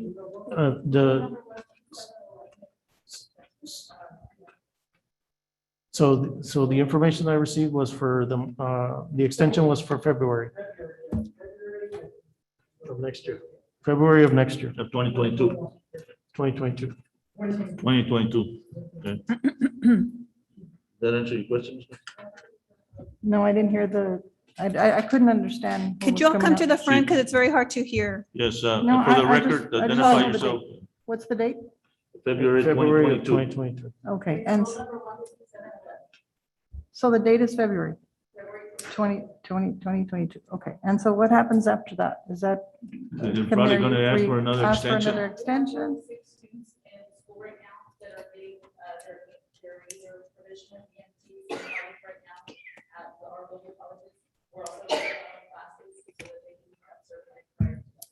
Okay. All right, because, yeah, I just want to be sure that we're offering the best, care for our constituents. Just wanting to be sure that, that both people that are on the ambulance are certified. The other question that I had was, I didn't read the contract, so I don't know what the response time requirement is before the secondary unit is called? Is there? In regards to the contract, as long as we have the 3 contracted ambulances here, after the Medicare will have the responsibility to have a other ambulance within the area come by within 15 minutes.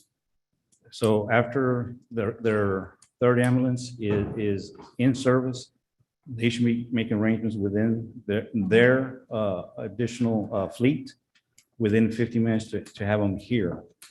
If not, then they get a mutual agency to come by and service the public. Okay, and is there any way that we could amend that response time to maybe 10 minutes so that if an ambulance is en route, but it's going to take them 15 minutes and there's the possibility of a secondary unit coming in from another area, that it could come in within 5 or 7 or 10 minutes, if that could be done. So, well, it's within the contract agreement, that's with you amending it. I can tell you in regards to when we have issues that myself or my assistant, we're a phone call away with the supervisors like that. We can have assistance or have them advise us they don't, and we try to find a mutual aid ambulance service. I'd like to see it in the contract though, that if it's 10 minutes or more, that then the secondary unit would be contacted. No, I don't know how you feel about that. Ma'am, in regards to it, as long as the 3rd ambulance is ready in service. Yes, I understand that, but I'm just saying, all 3 ambulances are busy. the fourth ambulance that's gonna need to respond to something in Mission is in Be here within either 10 minutes. Edinburgh or McAllen or La Jolla, I'm not sure where. And it's gonna take them more than 15 minutes to get here, or 15 minutes. And we have a secondary unit or company that can respond in less than 15 minutes. I think that's the option that we should take. Yes, ma'am. And so I would like to amend the response time from 15 to 10 minutes in the contract. And also, one more question is, what was the contract that we had? What was the time on the contract that we had prior to this renewal? The same, I believe it's the same, the same. the same, the 15 minutes. No. I'm talking about the year of the contract. Oh, the number of years? Yes, number of years. It was 3 years. 3 years? 3 years. To my- It was 5, 3 plus 2. 3 with the 2 one-year options. Okay. So why wouldn't we just do 3? The reason I asked for the amendment is because since we're working on the fire-based ambulance program, and the fire-based ambulance program proposal had a 5-year plan. You know, I want to make sure that the citizens of Mission have an ambulance while we build our secondary fire-based plan. That we have a contract with them, because obviously they're the only ones that did it, the program. If they decide to, say in 2 years that we're giving them a 2-year contract, if they decide in those 2 years not to bid anymore, we're gonna have a gap of ambulance services. So there's 3 options, I mean, for extensions in built into this contract. There's 3 what? There's extensions built into the contract. Right, but So say, you wouldn't have to bid. say it's the last, see, the 5 years, we'll give them 5 years plus 3 more, which means that we'll be in great shape when our fire-based ambulance service is put into service for secondary response. You know, that's my plan. Mayor, I But- have a question for the chief. Go ahead. Who's our secondary right now? Right now, we do not have a secondary provider. We're relying on their additional fleet from Medicare EMS as well, and mutual aid in regards to fire EMS, maybe PAMU EMS as well. Plus fire, right? Yes. I kind of remember when we would approve these contracts, we would also approve a secondary, or am I not remembering that correctly? That is correct. Right now, there is no secondary provider that does that level of service. All the local ambulance services are transport ambulances, and they work from 8 to 5 or 8 to 10 p.m. And so right now, there is no true secondary provider to provide Well, the medical services. that being the case, I think we need to get our fire-based EMS secondary or ambulance service on track as soon as possible. Yes. Obviously, the goal is hopefully by the end of the year to have the ambulance, and obviously we do have individuals that are certified as paramedics and advanced. Obviously, we're working on the FTO program, as well as the orientation part in regards to evaluating the skills of our personnel before we put them out there. Did you solicit for proposals for the secondary ambulance? Yes, Yes. it was a primary and secondary services, and we only received. And you one. had no one participate? We did meet with FAR EMS for secondary. They're willing to help in any way possible. And so we can go through an MOU with the city of FAR if we select them as a secondary provider as FAR EMS, even though they already are responding through the calls if units are not available. They have been responding, and they will continue to respond as we currently stand. Do we have any mutual aid agreements with anyone else?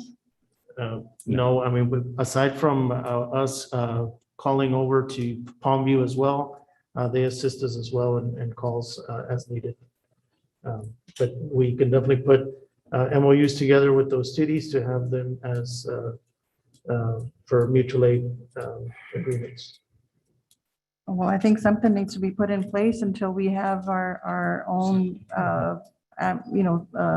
unit in place, because that's very thin ice that we're tracking.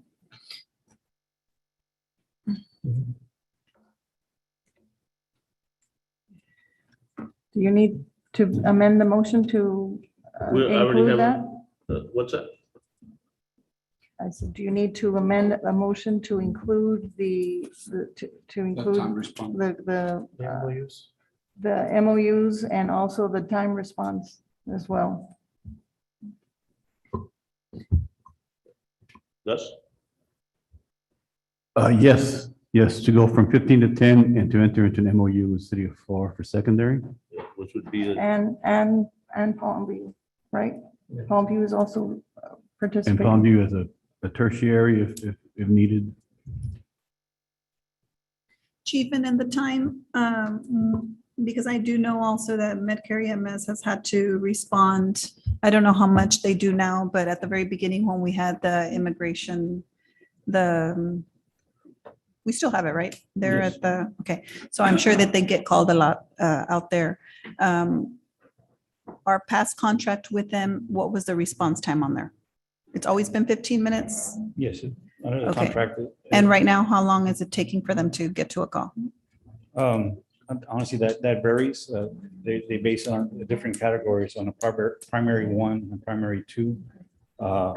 In regards to their monthly reports, it is based on that report, which they provide a supporting document stating why there was a delay in regards to it due to potential traffic or numerous calls. As you well know, with our current situation with the pandemic, there's a big shortage of paramedics and equipment, but the main bottleneck is at the hospital, at the triage, because there has to be a patient transfer to the doctor's physician in the hospital, the ER. Without that, they cannot leave the patient. And a lot of times, we have a numerous amount of ambulances waiting in the parking lot potentially. So for right now, that varies. But within the reports that are provided by Medicare, they do provide that list. Right now, the reports vary. We have numberings from time of call and when they leave the scene. I'm trying to get the response time from the time I call to time at scene. So I have met with Medicare representative in regards to unify that report to better illustrate both factors, what's on scene and what is the delay and what is the response. We have Ms. Ontiveros here. Can she come up? I have a couple of questions for her, Mayor, if you don't mind. I will recognize her. And Hello, I'll good- recognize Ms. Baca. Good evening. As you've heard, some of our council members have concern, and so do I. I think, of course, we would all want our EMS to be at any site in less than 5 minutes. I mean, if wishful, we would want that. But Overall goal for if our everyone. contract says 15, is it a realistic measure for you all to get there at 10, in 10 minutes? And then also, we've talked about this before, is there enough of your staff and ambulance? Because right now we have 3 ambulances in our city at a Correct. given time. Could you set up to where you also have backup of your backup within our city? What we currently have is 3 units that service the city at a 0 bid. So at 0 bid, it becomes very difficult to provide a 4th unit because every unit, my cost is 550,000 per year per 1 unit. So as that is a service we provide for mission of the 3, if the 4th one is considered, you don't use it all the time. It's just a backup as a secondary. We're already doing that now. But if the concern is the time, I mean, we're a local company, we're nearby. So that 15-minute is not too far from our original goal. And many times the unit already exists in the area, whether it be in McAllen or the surrounding area as a secondary to the area.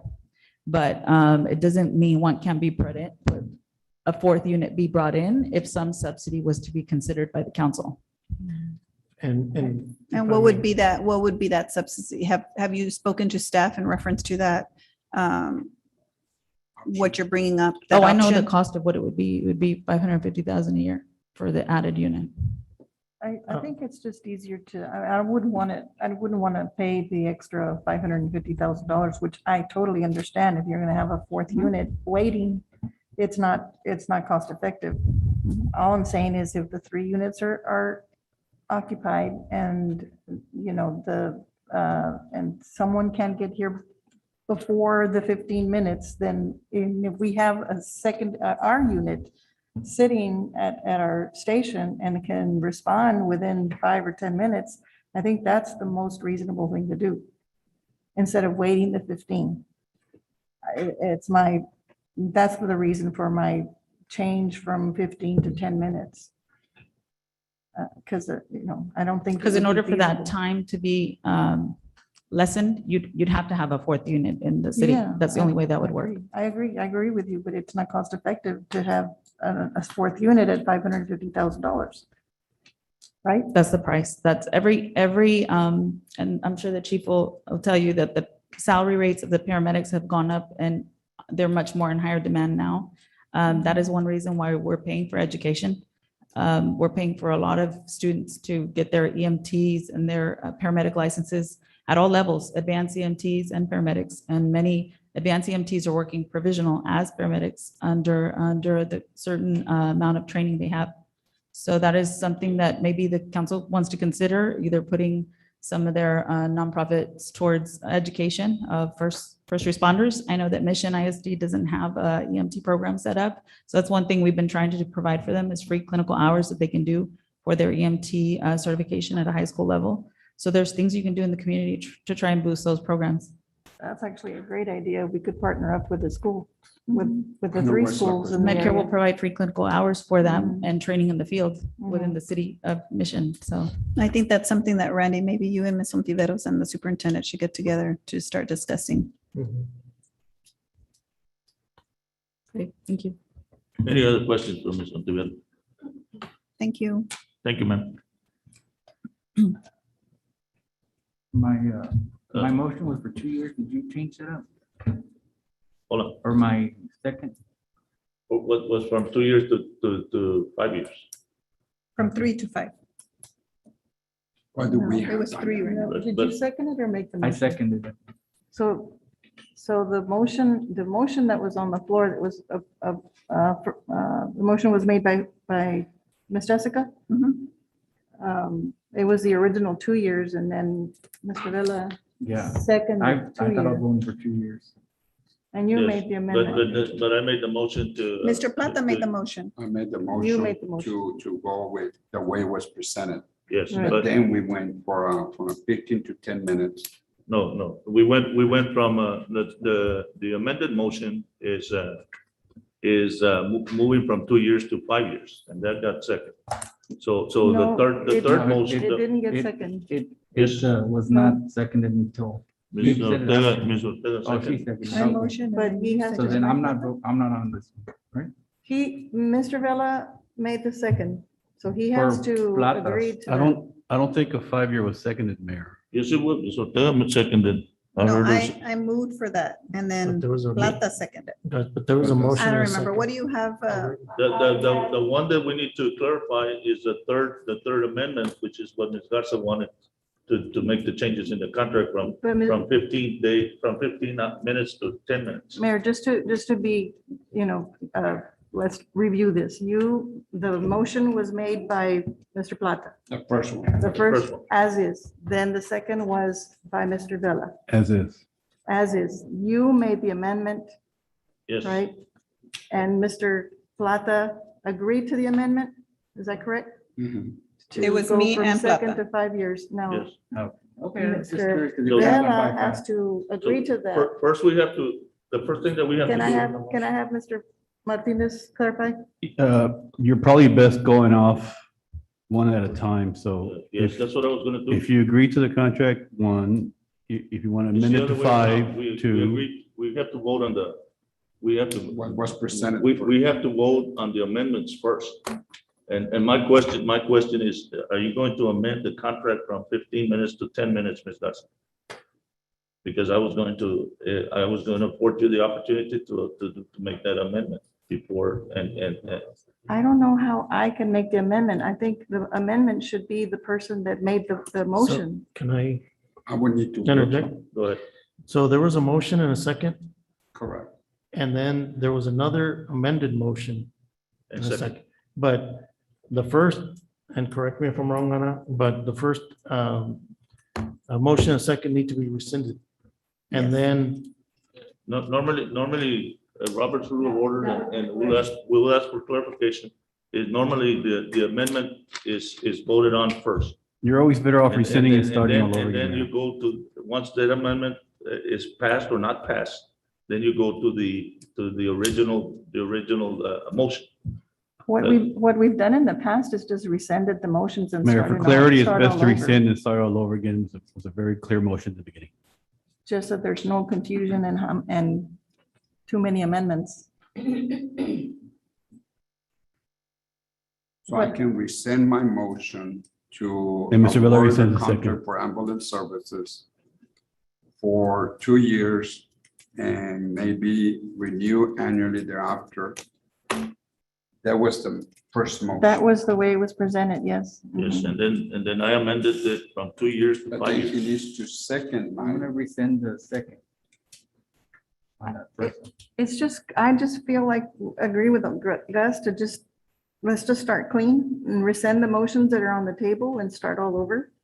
If we would, I think. Or that if would be someone wants better. to, or I can state a motion and someone wants to agree to it and we can go from there, like we do when we come out of executive session. You can make a motion to approve the contract. Okay, okay, we have a motion and a second on the. Which have been rescinded. But we can, I think it may be best if we lit this item and put it in the executive session. I agree. Can we go into? So we can clarify it. We can clarify because the Robert's Rule of Orders is very clear. You vote on the amendments first. And I was gonna open it for a third level, which was the amendment to amend the 15 minutes to 10 minutes. That is what was discussed. Except the original motion has been rescinded by the presenter in the second. But the second motion is still on the floor. The amended motion is still on the floor. But the amended motion But I cannot don't continue think- if the original Mayor, one let's has been hold rescinded. for one item, so usually that, so I would need to rescind mine and then make a motion with all the changes, with everything that Yes. was discussed. Yes, which is what I was prepared to do if y'all wanted me to. so go ahead. I and- would like to rescind my motion. Thank you. Mr. Villa? I'd like to rescind my second initial. With motion and second rescinded. Go ahead. And then go into executive session and discuss this item. And I'll second that motion. Okay, so we'll, You want to finish out the agenda, Mayor? yes, I was gonna say, let's finish up the agenda and then we'll go back to the 26 Make a after. motion. Can we vote on the rescission of the motions? Yes, we Yeah. can. All those in favor say aye. Aye. All those opposed, same sign. Motion carries. The resentment is 5-0. Item number 27, Mr. Sanchez, Chief, you have the floor. Item number 27, authorization to purchase daily uniform items through co-op vendor from GT Distributors, Inc. Purchase via buy board contract 603-20 for daily uniform items for fire personnel. The amount not to exceed 27,000 at the end of the fiscal year. Staff and city manager recommend approval. Move for approval, Mayor. We have a motion on the floor. Do I hear a second? Second. We have a second. And this, open it for any discussion by any of the council members. All those in favor say aye. Aye. All those opposed, same sign. Motion carries. Item number 27 is approved 5-0. Item number 28, Mr. Mendiola, you have the floor. Good evening, Mayor, City Council. Authorization to purchase 500 residential refuse carts from Toter via HGAC contract number RC 21A110. Due to the city rapids growth, the sanitation department is requesting these refuge cards to keep up with the demand and the city's current services. City staff and city manager recommends approval. I move for approval. What are those? And these are the trash cans for the trash residents. Oh, okay. The green That's what they trash call cans. them? That's the term. On That's the second. Fancy word for trash can. That's Hold the on, hold on, fancy hold word. on. One person at a time. That's what you have. No, I just wanted to say that was the correct word for trash can. Okay. Or Second the fancy. motion. Okay, we have a motion and a second.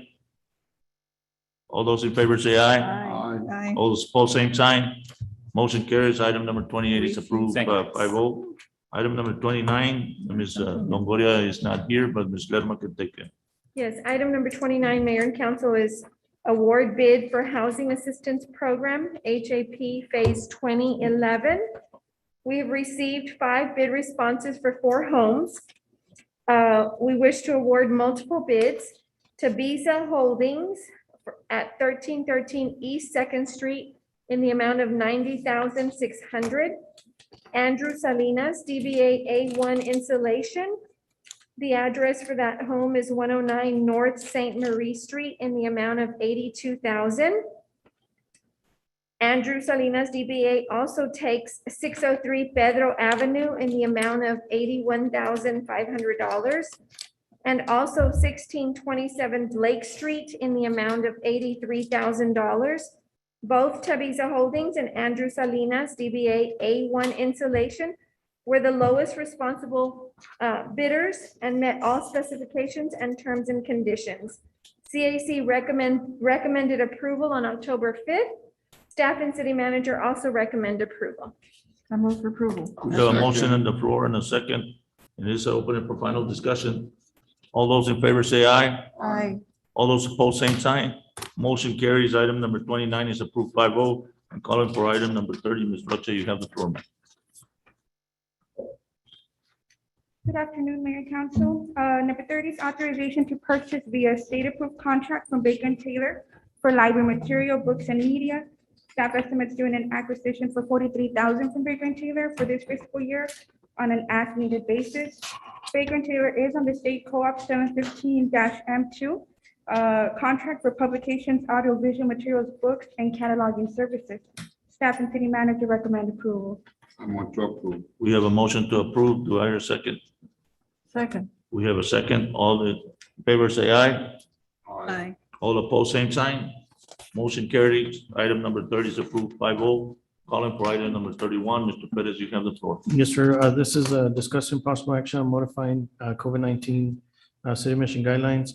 This is opportunity for the council to make any modifications.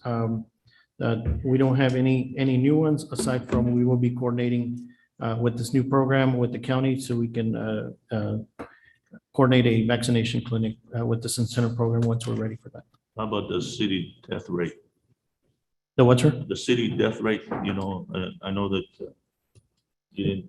Yes, the county has not sent those to us on a daily basis, and we'll send that information as soon as we have that. The average is countywide is what they're reporting right now is an average about 8 to 10 a day. Okay. So you don't know information. Not exactly, sir. Any questions by the council? There really no action on this, Mr. Martinez, because we're gonna keep the same. That's correct, man. So I'll call for item number 32. Ms. Bella, you have the floor. Good afternoon, Mayor and City Council. Item number 32 is the approval of the August 2021 financial statements. Total revenues for the month were $9,210,289, and total expenditures were $14,761,182, leaving an ending fund balance of $30,328,672. Staff and city manager recommend approval. Move for approval, Mayor. We have a motion on the floor. Do I hear a second? Second. We have a second. All those in favor say aye. Aye. All those opposed, same sign. Motion carries. Item number 32 is approved 5-0. You have item number 33. Ms. Bella, you have the floor. Item number 33 is the approval of the August 2021 tax collection report. The total 2020 tax levy was $24,295,241.81. And the amount of collections as of August 31st is $23,565,599.52, which represents 97% of the 2020 tax levy. The total delinquent tax levy is $2,414,131.58. And the amount of collections as of August 31st is $621,302.36, which represents 25.74% of the total delinquent tax levies. Staff and city manager recommend approval. I move for approval. We have a motion on the floor. Do I hear a- Second. We have a second. Any discussion by any other council member?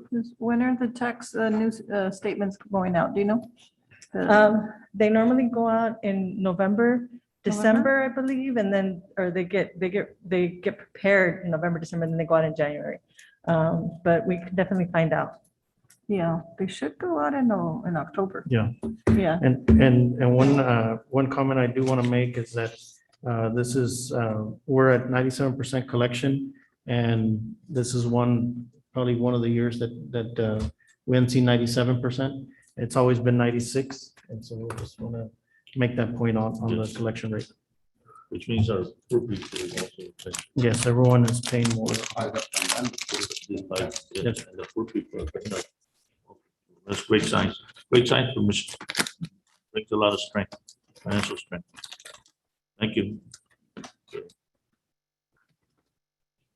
Item number 34, Mr. Benson, you have the floor. Did we vote, Mayor? Did we vote? Did we vote? Yes, he's gone. Okay. Did we vote? Yes? Yes, we vote. 5-0. 34. Go ahead, Mr. Benson. Good evening, Mayor, City Council. Have before you item number 34, which is the approval for the purchase and delivery of one Trimax mower attachment from Trimax Mowing Systems, Inc. via buy board contract number 611-20. This is for the mowing of ball fields and larger park areas. This unit will effectively reduce mowing time while delivering a good fine finished cut. Delivery cost of this mowing attachment is $38,337.16 via buy board contract number 61120. Staff and city manager recommend approval. I move for approval. We have a motion on the floor and a second, and this I open it for final discussion. All those in favor say aye. Aye. All those opposed, same sign. Motion carries. Item number 34 is approved 5-0, Mr. Benson, and you are called for item number 35. You have the floor, sir. Yes, number 35 is approval for the purchase of a Kubota tractor MX 5400 via buy board contract, also number 6111. This is from Kubota Tractor Corporation of Grapevine, Texas via buy board contract number 611-20. For the Trimax mowing attachment for mowing the ball fields and large open park areas. Delivery cost of this unit is $32,542.53. I move for Staff and approval. city manager recommend approval. Sorry, I move for approval. We have a motion and a second, and this I open it for discussion. All those in favor say aye. Aye. All those opposed, same sign. Motion carries. Item number 35 is approved 5-0, and we'll ask for item number 36. Chief Dominguez, you have the floor, sir. Mayor, City Council, item 36 is authorization to pay radio subscription invoice to Rio Grande Valley Communications Group for FY 2021-2022. Radio subscription is for 415 police and fire radios that are part of the communication system. This also includes 5 radio consoles. This is a one-year subscription to the regional communications system for a total cost of $59,760. Staff and city manager recommend approval. I'm going to approve. We have a motion on the floor. Do I hear a second? Second. Second, and this I open it for discussion. All those in favor say aye. Aye. All those opposed, same sign. Motion carries. Item number 36 is approved 5-0, Chief, and item number 37 is called for. You have the floor, sir. Item 37 is authorization to award contract for security guard services. Security guard services for building and events throughout the city on an as-needed basis. We received one proposal. Staff recommends awarding the bid to MLG Protection Services, who submitted a proposal with the scope of services being requested. Staff and city manager recommend approval. I'm going to approve. Second. We have a motion and a second to approve item number 37. This I open it for discussion. All those in favor say aye. Aye. All those opposed, same sign. Motion carries. Item number 37 is approved 5-0. Chief, calling for item number 38, Mr. Terrazas, you have the floor, sir. Good afternoon, Mayor and City Council. I come before you to present item 38, approval to purchase Microsoft Auto Control for sanitary sewer lift stations from a sole source vendor, Biotech Industries.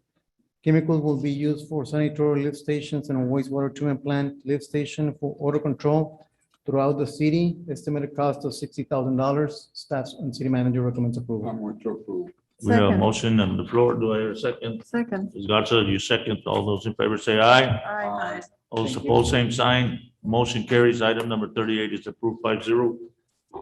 Item number 39, Terrazas, you have the floor, sir.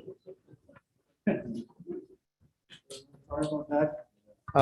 Item number 39, approval and authorize the city manager to execute interlocal agreement with Hidalgo County Irrigation District Number 6 to approve the request to utilize the city long-range excavator for approximately 2 weeks to conduct maintenance on their operations at their facilities. Move to approve. Second. We have a motion and a second, and this I open it for discussion. All those in favor say aye. Aye. All those opposed, same sign. Motion carries and item is approved 5-0. Item number 40, Item number 40 is the approval of the attached budget amendment in the general fund. We have $319,246 in expenditures for the personnel-related changes as discussed in city council meeting on October 4th, 2021. Staff and city manager recommend approval. do I hear a motion? I'll make a motion. We have a motion on the floor. Do I hear a second? Second. We have a second, and this I open it for discussion. Any questions from Ms. Villa? All those in favor say aye. Aye. All those opposed, same sign. Motion carries 5-0 for item number 40. We have no unfinished business and the routine matters of all the city managers' comments. You have the floor. Yes, thank you. I again just want to thank staff for their hard work in accomplishing the 2 TML awards. We certainly were, put mission on the map regarding that designation. Also, earlier today, we were designated, we did the unveiling of the Better Cities for Pets designation at Banworth Park. That was very well attended by many citizens with their pets. We appreciate that. Also, we will have a recognition for our 2 fallen officers, Officer Cabrera and Corporal Jose Espericueta in Washington, DC. This week, the chief and staff and the family members will be traveling to DC for that recognition. They'll be honored on the memorial wall. And also want to announce we do have a sister city signing this week with the city of Mazatlan. We'll be signing that on Wednesday morning. And also, I do want to introduce, we're looking at, JP and I are working on restructuring our Public Works Department. It's still in progress, but I do want to introduce the supervisors that are currently overseeing the different components of Public Works. Mr. Omar Cantu, who is overseeing water and sewer distribution. And we have Mr. Gabriel Diaz, streets and drainage supervisor, and Mr. Filemon Olvera, wastewater and water plant operator supervisor as well. So just one. Can I ask the 3 staff members that just got named to come forward to the podium so we can get you on video so the public can see you, see your faces, who you are, and maybe recognize you at the HEB or something, So we can.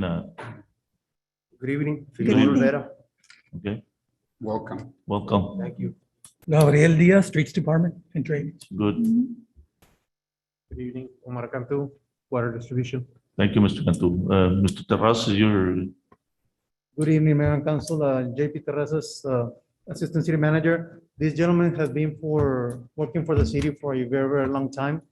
They have a lot of experience in their field, and they're very, very knowledgeable. And also, we would like to give them an opportunity to either, and I will talk to Mr. Perez, but we would like to give him an opportunity to bring him up and make him accountable for those departments. If that is the interest and and part of the reorganizational chart. But for now, they will be put to the test, if you will. Yeah. So, we have already distributed all their information to all of our staff and citizens, and they have been acting as also on emergencies that we have throughout the city of Mission.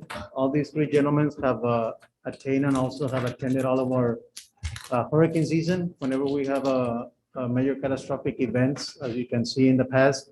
So all these three gentlemen, you also see them out on the field with us, working to make sure that our streets are safe, our water and sewer plants are safe, and our drinking water and the services that we provide to the citizens of Mission are safe to drink. So Mr. Terrazas, how many years do they each have with the city of Mission? I would let them. I have been employed with the city 18 years. Oh, thank you. Congratulations. Yes, sir. I started the mission in the nineties. I have about 15 years combined. Well, I thank you. left and came back. You left Yeah. and came back, and welcome back. Thank you for coming back. Matu? 21 years here with the city of Mission. Wow. Yes. So very knowledgeable and lots of experience. Yes. Okay. Thank you. Thank you, thank I you, wanted thank you to guys for, introduce- so the public couldn't see you and Mr. Pettis, you still have the floor, sir. That's all I have, sir. I wanted to take an opportunity just to introduce them, and they'll be overseeing the departments as we transition into that. Yes, as a mayor comment, I just want to ditto everything that Mr. Pettis said. You know, I'll call for the city council comments. Start with the mayor pro tem, No comments, Mayor. Mr. No comments, thank you. That's it. I have no comments, Mayor. Rivera. I'll move to executive session pursuant to VTCA Government Code Section 551.001, and I'll entertain a motion. Also move. We have a Second. motion. Do I hear a second? Second. We have a second. All those in favor say aye. Aye. All those opposed, same sign. Motion carries. We're executive session at 5:00. Yes, I was gonna say, I was wondering if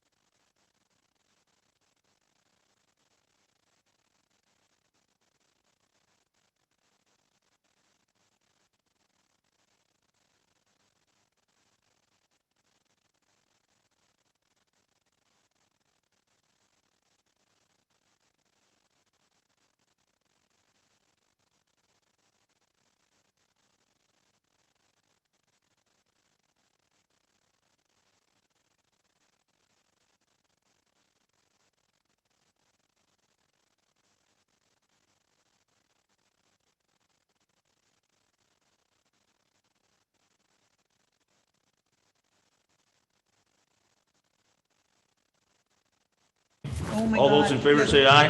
Aye. All those opposed, same sign. Motion carries with a 4-0 vote. 46. 41A, I'm it wasn't sorry, even- call for 20, 26. what? 26. Call for item number 26, Mr. Martinez, you have the floor. Mr. Plato, is going to offer a motion on 26. I'll move to authorize to award the contract for the ambulance services to EMS with a 3-year term with 2 one-year option and 10-minute response. 10-minute response and a possible MOU. Oh, yeah, and to the MOU with the city of Palmview and FAR, and also to use once our ambulance is available, to be our fourth. Once ours is in place, then the fire-based unit must respond instead of any possible force Medicare unit. Yes, that's my motion. Do I hear a second? Second. All those in favor say aye. Aye. Aye. All those opposed, same sign. Motion carries with a 5-0 vote and calling for 41A. 41A, Mayor, No action? essentially is a no action, correct? Okay, There were some directives given which will be followed by myself and the city manager, but no action. okay. 41B, There was a decision on the selection of a firm. It is Bickerstaff with the local counsel being Kevin Fagan, so it requires a motion to engage in hiring that firm. okay. Do I hear a motion? So moved. Second. We have a motion second. All those in favor say aye. Aye. All those opposed, same sign. Motion carries. 41C, On 41C, Mayor, there was discussion regarding House Bill 2840. Reasonable changes can be made. This requires a motion to limit speaking on any topic to 2 minutes. okay. Do I hear a motion? Make a motion? Second. We have a motion second. All those in favor say aye. Aye. All those opposed, same sign. Motion carries. 41D, 41D, Mayor, this is active litigation. No action is required. okay. Calling for 42A, 42A, there are some directives given to the city manager. No action is required, Mayor. okay. 42B, Same announcement, Mayor. we're not gonna advertise. Oh, yes, I'm sorry. To direct the city manager and HR to advertise for a deputy city attorney. So moved. We have a motion. Do I hear a second? Second. We have a second. All those in favor say aye. Aye. Aye. All those opposed, same sign. Motion carries. 42C, 42C, Mayor, it requires a motion to direct city manager to follow policy regarding this matter. do I hear a motion? Make a motion to approve? We have a motion. Do I hear a second? Second. We have a second. All those in favor say aye. Aye. All those opposed, same sign. Motion carries 5-0. And that was to follow personnel policy, correct? 43A, 43A is no action, Mayor. okay. It was information only. I will entertain a motion to adjourn. I move. So moved. We Second. have a motion second. All those in favor say aye.